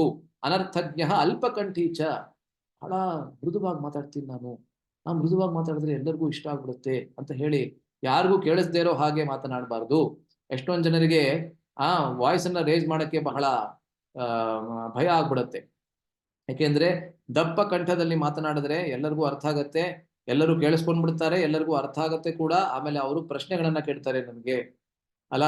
ಅದರಿಂದ ನಾನು ಬಹಳ ಮೆದುವಾಗಿ ಮಾತಾಡ್ಬಿಟ್ರೆ ಎಷ್ಟೊಂದು ಜನರಿಗೆ ಕೇಳಿಸೋದೇ ಇಲ್ಲ, ಅವ್ರಿಗೆ ಅರ್ಥ ಆಗದೆ ಹೋದ್ರೆ ನಮ್ಗೆ ಪ್ರಶ್ನೆಗಳು ಕೂಡ ಕೇಳೋದಿಲ್ಲ ಅವರು ಅಲ್ಲ. ಸುಮ್ಮನೆ ಜೋಕ್ ಮಾಡ್ತಾ ಇದ್ದೀನಿ ಅಷ್ಟೇನೆ. ಆದ್ರೆ ಈ 6 ಲಕ್ಷಣಗಳನ್ನ ಒಬ್ಬ ಸಾರ್ವಜನಿಕ ವಕ್ತಾರ ಅಂತಿಸ್ಕೊಂಡವನು ಅವನು ಈ 6 ಲಕ್ಷಣಗಳನ್ನ ಹೊಂದಿರಬಾರದು ಅಂತ ರಾಮಚಂದ್ರ ಇಲ್ಲಿ ಹೇಳ್ತಾ ಇದ್ದಾನೆ ಅಲ್ಲ. ಇದ ವ್ಯಾಖ್ಯಾನದಲ್ಲಿ ಬರುತ್ತೆ. ಸೊ ಅದಾದ್ಮೇಲೆ ನೋಡಿ ಮುಂದಿನ ಶ್ಲೋಕ, ಇನ್ನು 2 ಶ್ಲೋಕಗಳಿರೋದು, ಅದನ್ನ ಹೇಳಿ ನಾನು ಮುಗಿಸ್ಬಿಡ್ತೇನೆ. ದಯವಿಟ್ಟು ಕ್ಷಮಿಸಿ, 8:05 ಆಗಿದೆ. ಇವತ್ತು ವಿಶೇಷವಾದಂತ ಪ್ರವಚನ ಆಗಿರೋದ್ರಿಂದ ಸ್ವಲ್ಪ ತಡವಾಗತ್ತೆ, ಏನು ಮಾಡೋಕ್ಕಾಗೋದಿಲ್ಲ. ಸೊ 2 ಶ್ಲೋಕಗಳಿರೋದು, ಹೇಳಿ ಮುಗಿಸ್ಬಿಡ್ತೇನೆ.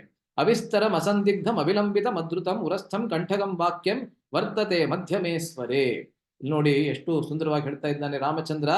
ಅವಿಸ್ತರಂ, ಹನುಮಂತ ಏನ್ ಮಾತನಾಡ್ತಾ ಇದ್ದಾನೆ ಅತಿ ವಿಸ್ತಾರವಾಗಿಯೂ ಇಲ್ಲ. ಅತಿ ವಿಸ್ತಾರ ಅಂದ್ರೆ ಏನು? ಎಷ್ಟೊಂದ್ಸತಿ ರಾಜಕಾರಣಿಗಳು ಮಾತನಾಡ್ತೀನಿ ಅಂತ ಶುರು ಮಾಡ್ತಾರೆ, ಅರ್ಧ ಗಂಟೆ ಅವ್ರಿಗೆ ಸಮಯ ಕೊಟ್ಟಿರ್ತಾರೆ, 1.5 ಗಂಟೆ ಆದ್ರೂ ಅವರು ಮುಗಿಸೋದಿಲ್ಲ, ಅತಿ ವಿಸ್ತಾರವಾಗಿ ಮಾತಾಡ್ತಾರೆ ಅವರು. ಹಾಗಿಲ್ಲ ಹನುಮಂತನ ವಾಕ್ಯ, ಎಷ್ಟು ಸಮಯ ಇದೆ ಆ ಸಮಯದಲ್ಲಿ ಹೇಳಿ ಮುಗಿಸ್ಬಿಟ್ಟ ಅವನು. ಅದಾದ್ಮೇಲೆ ಅಸಂದಿಗ್ಧಂ, ಸಂದಿಗ್ಧತೆ ಅಂದ್ರೆ ಸಂಶಯ ಪೂರ್ವಕ ಅಂತ ಅರ್ಥ. ಅಂದ್ರೆ ನಾನೇನ್ ಹೇಳ್ತಾ ಇದ್ದೀನಿ ಅದರ ಬಗ್ಗೆ ನನಗೇನೆ ಖಚಿತ ಇಲ್ಲ, ಆದ್ರೂ ನಾನು ಹೇಳ್ತಾ ಇದ್ದೇನೆ. ಆದ್ರೆ ಆ ರೀತಿ ಹನುಮಂತನ ವಾಕ್ಯ ಇಲ್ಲ, ಬಹಳ ವಿಶ್ವಾಸ ಪೂರ್ವಕವಾಗಿ ಅವನು ಮಾತನಾಡ್ತಾ ಇದ್ದಾನೆ. ಅವಿಲಂಬಿತಂ, ಅವನು ಬಹಳ ಸ್ಲೋ ಆಗು ಮಾತಾಡ್ತಾ ಇಲ್ಲ, ಬಹಳ ಫಾಸ್ಟ್ ಆಗು ಮಾತಾಡ್ತಾ ಇಲ್ಲ, ಒಂದು ಮೀಡಿಯಂ ಗತಿಯಲ್ಲಿ ಅವನು ಮಾತನಾಡ್ತಾ ಇದ್ದಾನೆ. ಅವಿಲಂಬಿತ ಮದ್ರುತಂ, ದ್ರುತ ಅಂದ್ರೆ ಫಾಸ್ಟ್, ವಿಲಂಬಿತ ಅಂದ್ರೆ ಏನು? ಸ್ಲೋ.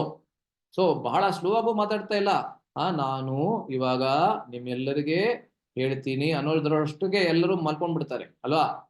ಅಥವಾ ಬಹಳ ಫಾಸ್ಟ್ ಆಗಿ ಮಾತಾಡಿದ್ರೆ ಅದ್ರುತಂ, ದ್ರುತಂ ಅಂದ್ರೆ ಬಹಳ ಫಾಸ್ಟ್ ಆಗಿ ಮಾತನಾಡಿದ್ರೆ ಯಾರಿಗೂ ಏನು ಅರ್ಥನೇ ಆಗೋದಿಲ್ಲ.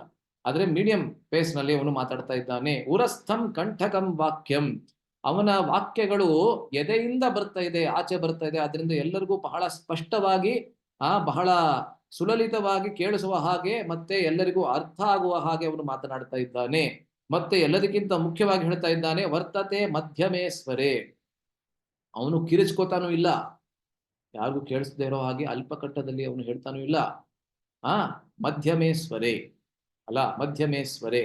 ಸಂಗೀತವನ್ನ ಯಾರು ಅಭ್ಯಾಸ ಮಾಡಿರ್ತಾರೆ ಅವ್ರಿಗೂ ಗೊತ್ತಿರುತ್ತೆ, ಎಲ್ಲರಿಗೂ ಗೊತ್ತಿರುತ್ತೆ. 3 ಆಕ್ಟೇವ್ಸ್ ಅಂತ ಇದೆ ಅಲ್ಲ. ಸೊ ಮಧ್ಯಮದಲ್ಲಿ ನಾವು ಮಾತನಾಡಬೇಕು. ಕೆಳಗೆ ಮಾತನಾಡಿದ್ರು ಯಾರಿಗೂ ಅರ್ಥ ಆಗೋದಿಲ್ಲ, ಅಂದ್ರೆ ಯಾರಿಗೂ ಕೇಳಿಸೋದು ಇಲ್ಲ. ಜೋರಾಗಿ ಬಹಳ ಮೇಲೆ ಮಾತನಾಡಿದ್ರೆ ಯಾರಿಗೂ ಕೇಳಿಸ್ಕೊಳ್ಳೋಕೆ ಇಷ್ಟನೇ ಬರೋದಿಲ್ಲ, ಯಾಕೆಂದ್ರೆ ಇವನು ಬರೀ ಕಿರಿಸ್ತಾ ಇದ್ದಾನೆ ಅಂತ ಎಲ್ಲರಿಗೂ ಅನ್ಸುತ್ತೆ. ಎಷ್ಟೊಂದ್ ಜನ ಹಾಗೆ ಮಾತನಾಡಿದ್ರೆ ಕಿರಿಚೋ ಹಾಗೆ ನಮ್ಗೆ ಅನ್ಸುತ್ತೆ, ಆ ರೀತಿ ಇರಬಾರ್ದು ಅಲ್ಲ. ಸೊ ಇದು 3ನೇ ಶ್ಲೋಕ. ಇದಾದ್ಮೇಲೆ 4ನೇ ಕೊನೆಯ ಶ್ಲೋಕ ನೋಡಿ. ಸಂಸ್ಕಾರ ಕ್ರಮ ಸಂಪನ್ನ ಮದ್ರುತ ಅವಿಲಂಬಿತ ಉಚ್ಚಾರಯತಿ ಕಲ್ಯಾಣಿ ವಾಚಂ ಹೃದಯಹಾರಿಣಿ. ನೋಡಿ ಇದು ಕೂಡ ಬಹಳ ಸುಂದರವಾದ ಶ್ಲೋಕ. ಸಂಸ್ಕೃತವಾಗಿದೆ ಇವನ ಮಾತು, ಅದಕ್ಕೇನೆ ಸಂಸ್ಕೃತ ಎಂಬಂತ ಭಾಷೆಗೆ ಸಂಸ್ಕೃತ ಅಂತ ಹೆಸರು. ಸಂಸ್ಕೃತ ಅಂದ್ರೆ ಏನು? ಸಂಸ್ಕಾರಗಳ ಒಂದು ನೆಲೆಮಡಿ ಅಂತ ಹೇಳ್ಬೋದು ನಾವು. ಸಂಸ್ಕಾರಗಳ ನೆಲೆ ಅಂದ್ರೆ ಏನು? ಸಂಸ್ಕಾರಗಳೆಲ್ಲವೂ ಸಂಸ್ಕೃತದಲ್ಲೇ ಆಧಾರವನ್ನ ಅಥವಾ ಮನೆಯನ್ನ ಮಾಡಿಕೊಂಡಿದೆ ಅಲ್ಲ. ಸಂಸ್ಕಾರವನ್ನುಳ್ಳಂತಹ ಭಾಷೆ ಸಂಸ್ಕೃತ ಭಾಷೆ ಅಲ್ಲ. ಸಂಸ್ಕಾರ, ಸಂಸ್ಕೃತ ಮತ್ತೆ ಸಂಸ್ಕೃತಿ, ಈ 3 ಅವಿಭಾಜ್ಯವಾದಂತಹ ಶಬ್ದಗಳು. ಈ 3ಅನ್ನ ನಾವು ವಿಭಾಗ ಮಾಡೋಕ್ಕಾಗೋದಿಲ್ಲ, ಒಂದಕ್ಕೆ ಮತ್ತೊಂದು ಸಂಬಂಧದಲ್ಲಿದೆ ಅಲ್ಲ. ಸೊ ಸಂಸ್ಕೃತ ಅಂದ್ರೆ ಏನು? ಸಮ್ಯಕ್ ಕೃತಃ ಇತಿ ಸಂಸ್ಕೃತಂ, ಸಮ್ಯಕ್ ಕೃತಂ ಇತಿ ಸಂಸ್ಕೃತಂ. ಮೋಸ್ಟ್ ಪರ್ಫೆಕ್ಟ್ಲಿ ಕಂಪೋಸ್ಡ್ ಅಂತ ಯಾವ್ದಾದ್ರು ಭಾಷೆ ಇದೆ ಅಂತ ಹೇಳಿದ್ರೆ ಖಂಡಿತವಾಗ್ಲೂ ಕೇವಲ ಅದು ಸಂಸ್ಕೃತ. ಸೊ ಸಂಸ್ಕಾರ ಕ್ರಮ ಸಂಪನ್ನ, ಅವನ ಮಾತಿನಿಂದ ಅವನಲ್ಲಿ ಇರುವಂತಹ ಸಂಸ್ಕಾರಗಳು ನನಗೆ ಗೊತ್ತಾಗ್ತಾ ಇದೆ, ಪರಿಷ್ಕೃತವಾಗಿದೆ ಅವನ ಮಾತು ಅಂತ ರಾಮಚಂದ್ರ ಹೇಳ್ತಾ ಇದ್ದಾನೆ ಲಕ್ಷ್ಮಣನಿಗೆ. ಅದ್ರುತ ಅವಿಲಂಬಿತ ಆಗ್ಲೇ ಅದನ್ನ ನಾವು ಡಿಸ್ಕಸ್ ಮಾಡಿದ್ವಿ. ಅದಾದ್ಮೇಲೆ ವಾಚಂ ಕಲ್ಯಾಣಿ, ಕಲ್ಯಾಣೀಂ ವಾಚಂ ಉಚ್ಚಾರಯತಿ, ಎಲ್ಲರಿಗೂ ಶುಭವನ್ನ ತರುವಂತಹ ಮಾತುಗಳನ್ನ ಆಡ್ತಾ ಇದ್ದಾನೆ.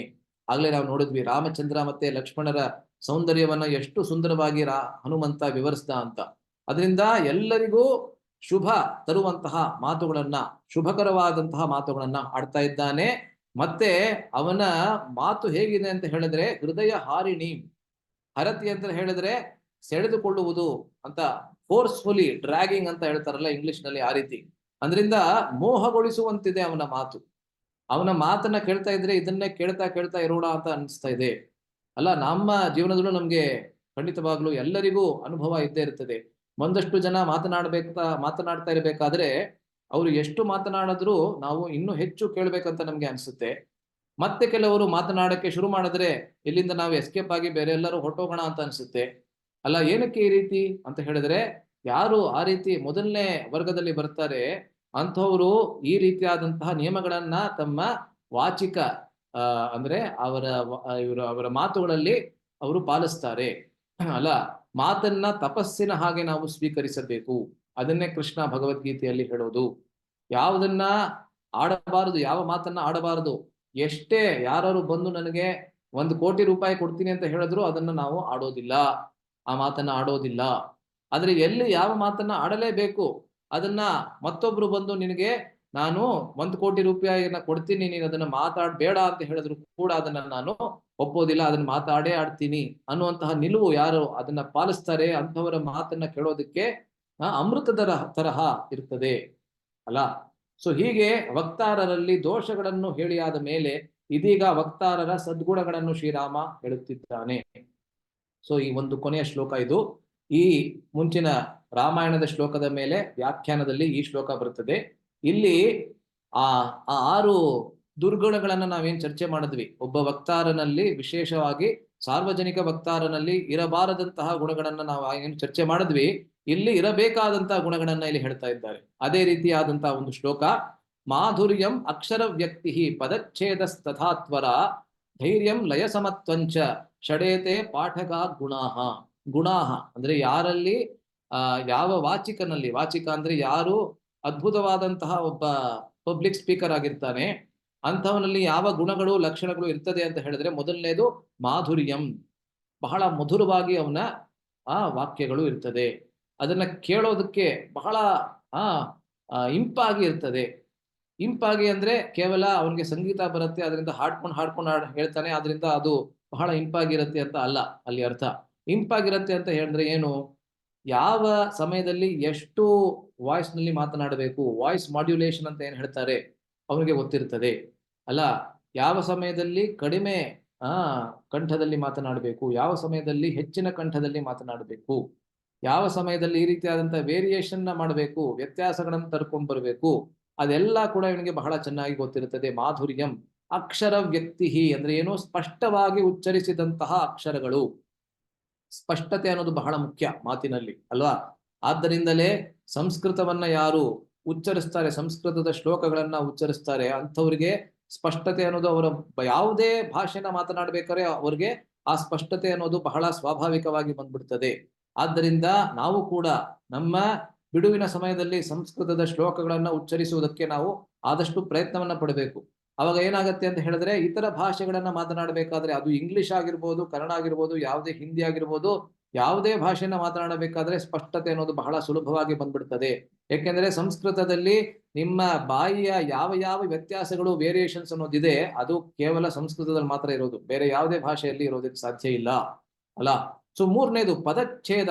ಪದಚ್ಛೇದ ಅಂದ್ರೆ ಏನು, ಅವನು ಏನ್ ಹೇಳ್ತಾ ಇದ್ದಾನೆ ಅದನ್ನ ದೀರ್ಘ ಸಮಾಸದ ರೂಪದಲ್ಲಿ ಯಾರಿಗೂ ಅರ್ಥ ಆಗದೇ ಇರೋ ತರಹ ಹೇಳ್ತಾ ಇಲ್ಲ ಅವನು. ಎಲ್ಲರಿಗೂ ಅರ್ಥವಾಗೋ ತರಹ ಪದಚ್ಛೇದವನ್ನ ಮಾಡಿ, ಆ ದೊಡ್ಡ ಶಬ್ದಗಳನ್ನ ಚಿಕ್ಕ ಚಿಕ್ಕ ಶಬ್ದಗಳನ್ನಾಗಿ ಪದಚ್ಛೇದವನ್ನ ಮಾಡಿ ಅದರ ವಿಭಾಗವನ್ನ ಮಾಡಿ ಎಲ್ಲರಿಗೆ ಅವನು ವಿವರಿಸ್ತಾ ಇದ್ದಾನೆ. ನಾಲ್ಕನೇದು ಅತ್ವರ. ತ್ವರ ಅಂದ್ರೆ ಬಹಳ ಬೇಗ ಅಂತ ಅರ್ಥ. ಅತ್ವರ ಅಂದ್ರೆ ಅವನಿಗೆ ಯಾವುದೇ ಅರ್ಜೆಂಟ್ ಇಲ್ಲ, ಅವನಿಗೆ ಯಾವುದೇ ಒಂದು ಈ ಆಕಾಶನೇ ಕೆಳಗೆ ಭೂಮಿ ಮೇಲೆ ಬಿದ್ದ್ಬಿಡ್ತದೆ ಅಂತ ಏನೂ ಇಲ್ಲ, ಅವನಿಗೆ ಅರ್ಜೆನ್ಸಿ ಏನೂ ಇಲ್ಲ. ಆರಾಮಾಗಿ ಯಾವುದೇ ರೀತಿಯಾದಂತಹ ಒಂದು ವೇಗವಿಲ್ಲದೆ, ಯಾವುದೇ ರೀತಿಯಾದಂತಹ ಅರ್ಜೆನ್ಸಿ ಇಲ್ಲದೆ ಅವನು ಮಾತನಾಡ್ತಾ ಇದ್ದಾನೆ. 5ನೇದು ಧೈರ್ಯವಾಗಿರುವಂತಹ ವಚನವನ್ನ ಹೇಳ್ತಾ ಇದ್ದಾರೆ. ಧೈರ್ಯವಾಗಿ ಹೇಳ್ತಾ ಇದ್ದಾನೆ. ಏನನ್ನು ಹೇಳ್ತಾ ಇದ್ದಾನೆ ಅವನು? ಯಾವುದೇ ಸಂಶಯವಾಗಲಿ ಯಾವುದೇ ಭಯವಾಗಲಿ ಅವನಿಗೆ ಇಲ್ಲ, ಧೈರ್ಯದಿಂದ ಅವನು ಹೇಳ್ತಾ ಇದ್ದಾನೆ. ಮತ್ತೆ 6ನೇದು ಲಯ ಸಮನ್ವಿತವಾಗಿದೆ. ಲಯ ಅಂದ್ರೆ ರಿದಮ್ ಅಲ್ಲ. ಸೊ ಯಾರು ಬಹಳ ಚೆನ್ನಾಗಿ ಮಾತನಾಡ್ತಾರೆ ಅವರನ್ನ ಗಮನಿಸಿದ್ರೆ ಒಂದೇ ರಿದಮ್ ನಲ್ಲಿ ಮಾತನಾಡ್ತಾರೆ. ಒಂದ್ಸತಿ ಬಹಳ ಫಾಸ್ಟ್ ಆಗಿ ಮಾತನಾಡ್ಬಿಡೋದು, ಆಮೇಲೆ ಬಹಳ ಸ್ಲೋ ಆಗಿ ಮಾತನಾಡೋದು, ಆ ರೀತಿ ಮಾಡೋದಿಲ್ಲ. ಯಾವಾಗ್ಲೂ ಯಾವುದೇ ಸಂದರ್ಭವಿರಲಿ ಒಂದೇ ಲಯದಲ್ಲಿ, ಒಂದೇ ಅವರು ಮಾತನಾಡೋದನ್ನ ಕೇಳಿದ್ರೆ ತಾಳವನ್ನ ಬೇಕಾದ್ರೆ ಹಾಕ್ಬಿಡ್ಬೋದು ನಾವು, ಆ ರೀತಿ ಇರುತ್ತೆ ಅಲ್ಲ. ಸೊ ಈ 6 ಏನಿದೆ ಲಕ್ಷಣಗಳು, ಇದು ಒಬ್ಬ ಉತ್ತಮ ವಕ್ತಾರನ ಲಕ್ಷಣಗಳು ಅಂತ ಇಲ್ಲಿ ಹೇಳ್ತಾ ಇದ್ದಾರೆ ಅಲ್ಲ. ಸೊ ಕೊನೆಯಲ್ಲಿ ಈ 2 ಶ್ಲೋಕಗಳನ್ನ ಹೇಳಿ ಇಲ್ಲಿ ವಿರಾಮವನ್ನ ಕೊಡ್ತಾ ಇದ್ದೇನೆ. ಯಾವಾಗ ರಾಮಚಂದ್ರ ಈ ರೀತಿಯಾದಂತ ವಚನವನ್ನ ಕೇಳಿ ಲಕ್ಷ್ಮಣನಿಗೆ ಆ ಹನುಮಂತನ ವಾಕ್ಚಾತುರ್ಯವನ್ನ ವಿವರಿಸ್ತಾನೆ. ಅದಾದ ಮೇಲೆ ಈ ಹನುಮಂತನಂತಹ ದೂತ ಯಾವುದೇ ಒಬ್ಬ ರಾಜನ ಹತ್ರ ಇದ್ರೆ ಆ ರಾಜ ಅನ್ನೋನು ಎಲ್ಲ 10 ದಿಕ್ಕುಗಳನ್ನ ಗೆಲ್ಲಬಲ್ಲ ಎಂಬುದನ್ನ ಹೇಳಿ ಅವನ ವಚನಕ್ಕೆ ರಾಮಚಂದ್ರ ವಿರಾಮವನ್ನು ಕೊಡ್ತಾನೆ. ನಾವು ಕೂಡ ವಿರಾಮವನ್ನು ಕೊಡ್ತೇವೆ. ನೋಡಿ ಏನ್ ಹೇಳ್ತಾ ಇದ್ದಾನೆ ಇಲ್ಲಿ ರಾಮಚಂದ್ರ ಅಂತ. ಏವಂ ವಿಧೋ ಯಸ್ಯ ದೂತೋ ನ ಭವೇತ್ ಪಾರ್ಥಿವಸ್ಯತು ಸಿದ್ಧ್ಯಂತಿ ಕಥಂ ತಸ್ಯ ಕಾರ್ಯಾಣಾಂ ಗತಿಯೋ ನಘ. ಅನಘ ಅಂತ ಲಕ್ಷ್ಮಣನಿಗೆ ಹೇಳ್ತಾ ಇದ್ದಾನೆ. ಯಾವುದೇ ಪಾಪಕರ್ಮವಿಲ್ಲದೆ ಇರತಕ್ಕಂತಹ ಪಾಪರಹಿತನಾದಂತಹ ಲಕ್ಷ್ಮಣನೇ ಈ ರೀತಿಯಾದಂತಹ ದೂತ, ಏವಂ ವಿಧೋ ಯಸ್ಯ ದೂತೋ ನ ಭವೇತ್ ಪಾರ್ಥಿವಸ್ಯ. ಪಾರ್ಥಿವ ಅಂದ್ರೆ ಯಾರು? ಪಾರ್ಥಿವ ಅಂದ್ರೆ ರಾಜ. ಯಾವ ರಾಜನ ಹತ್ತಿರ ಈ ರೀತಿಯಾದಂತಹ ದೂತ ಇರೋದಿಲ್ಲ ಅಥವಾ ಈ ರೀತಿಯಾದಂತಹ ಮಂತ್ರಿ ಇರೋದಿಲ್ಲ, ಅವನು ಹೇಗ್ ತಾನೇ ತನ್ನ ಕಾರ್ಯಸಿದ್ಧಿಯನ್ನ ಪಡ್ಕೊಳ್ಳೋದಕ್ಕೆ ಸಾಧ್ಯವಾಗ್ತದೆ? ತನ್ನ ಗತಿಯನ್ನ ಅಂದ್ರೆ ತನ್ನ ಗುರಿಯನ್ನ ಯಾವತ್ತೂ ಅವನು ತಲುಪೋದಕ್ಕೆ ಸಾಧ್ಯವಾಗೋದಿಲ್ಲ. ಅಂದ್ರೆ ಹನುಮಂತನಂತಹ ದೂತ ಪ್ರತಿಯೊಬ್ಬ ರಾಜನಿಗೂ ಅವಶ್ಯಕ ಅಂತ ಹೇಳ್ತಾ ಇದ್ದಾನೆ. ಅದಾದ್ಮೇಲೆ ಮತ್ತೆ ಹೇಳ್ತಾನೆ, ಏವಂ ಗುಣಗುಣೈರ್ಯುಕ್ತಾಃ ಯಸ್ಯ ಸ್ಯುಃ ಕಾರ್ಯ ಸಾಧಕಾಃ ತಸ್ಯ ಸಿದ್ಧ್ಯಂತಿ ಸರ್ವಾರ್ಥಾಃ ದೂತವಾಕ್ಯ ಪ್ರಚೋದಿತಾಃ. ಯಾರ ಹತ್ರ ಇವಾಗ ಇರ್ತಾನೆ, ಮೊದಲು ಯಾರ ಹತ್ರ ಇರೋದಿಲ್ಲ, ಅವನು ತನ್ನ ಗುರಿಯನ್ನ ತಲುಪೋದಿಲ್ಲ ಅಂತ ಹೇಳ್ದ ರಾಮಚಂದ್ರ. ಆದರೆ ಯಾರ ಹತ್ರ ಇರ್ತಾನೆ ಈ ರೀತಿಯಾದಂತಹ ಕಾರ್ಯ ಸಾಧಕಾಹ, ಕಾರ್ಯಸಿದ್ಧಿಯನ್ನ ಮಾಡುವಂತಹ ದೂತರು ಯಾರ ಹತ್ರ ಇರ್ತಾರೆ, ಏವಂ ಗುಣಗುಣೈರ್ಯುಕ್ತಾಹ, ಮಹಾನ್ ಗುಣಗಳನ್ನ ಉಳ್ಳಂತಹ ಮಹಾನ್ ಕಾರ್ಯನಿರ್ವಾಹಕರು ಅಲ್ಲ.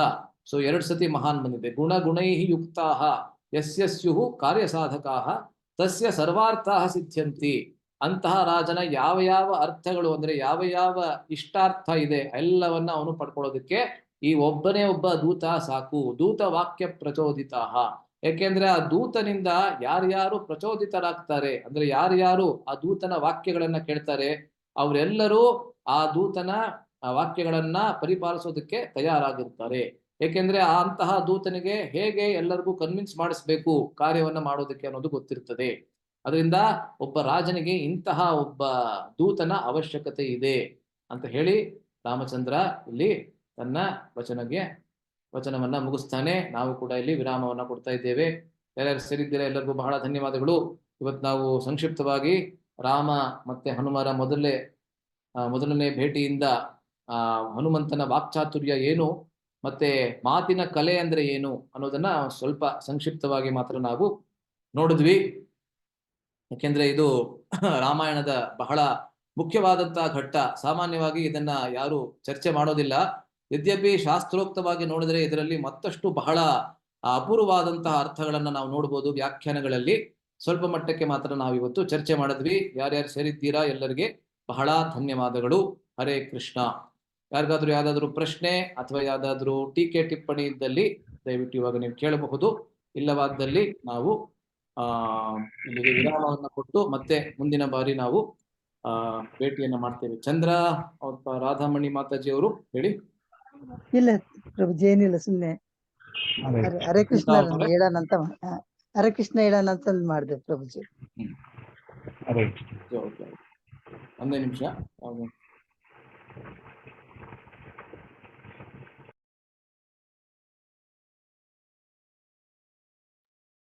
ಹರೇ ಕೃಷ್ಣ. ನಮ್ಗೊಂದು ಬೇರೆ ಒಂದು ಕಾಲ್ ಅಟೆಂಡ್ ಮಾಡ್ಬೇಕು ಇವಾಗ. ಅದರಿಂದ ಇಲ್ಲಿಗೆ ನಾವು ವಿರಾಮವನ್ನು ಕೊಡ್ತಾ ಇದ್ದೇವೆ. ಮುಂದೆ ಮತ್ತೆ ಶುಕ್ರವಾರ ಮತ್ತೆ ಭೇಟಿ ಮಾಡಿ ನಾವು ನಮ್ಮ ಚರ್ಚೆನ ಮುಂದುವರಿಸ್ತೇವೆ. ಎಲ್ಲರಿಗೂ ಬಹಳ ಧನ್ಯವಾದಗಳು. ಇವತ್ತು ಹನುಮಾನ್ ಜಯಂತಿಯ ದಿವಸ ಎಲ್ಲರೂ ಸೇರಿದ್ದಕ್ಕೆ ಎಲ್ಲರಿಗೂ ಬಹಳ ಧನ್ಯವಾದಗಳು. ಈ ವಿಡಿಯೋನ ಮತ್ತೆ ಯೂಟ್ಯೂಬ್ ಅಲ್ಲಿ ಹಾಕ್ತೇವೆ. ಯಾರು ಕೇಳಿದ್ರು ನಮ್ಗೆ ಯೂಟ್ಯೂಬ್ ಅಲ್ಲಿ ಇಸ್ಕಾನ್ ಕನ್ನಡ ಚಾನಲ್ ಹಾಕ್ತೀವಿ. ಎಲ್ಲರಿಗೂ ಬಹಳ ಧನ್ಯವಾದಗಳು. हरे कृष्णा। हरे कृष्ण, सुन धन्यवाद प्रभुपाद प्रभु। की जय, श्री हनुमान जी की प्रभु जय। ದಂಡವತ್ ಪ್ರಣಾಮಗಳು. हनुमान की जय। हरे कृष्ण प्रभु जी, धन्यवाद। हरे कृष्ण।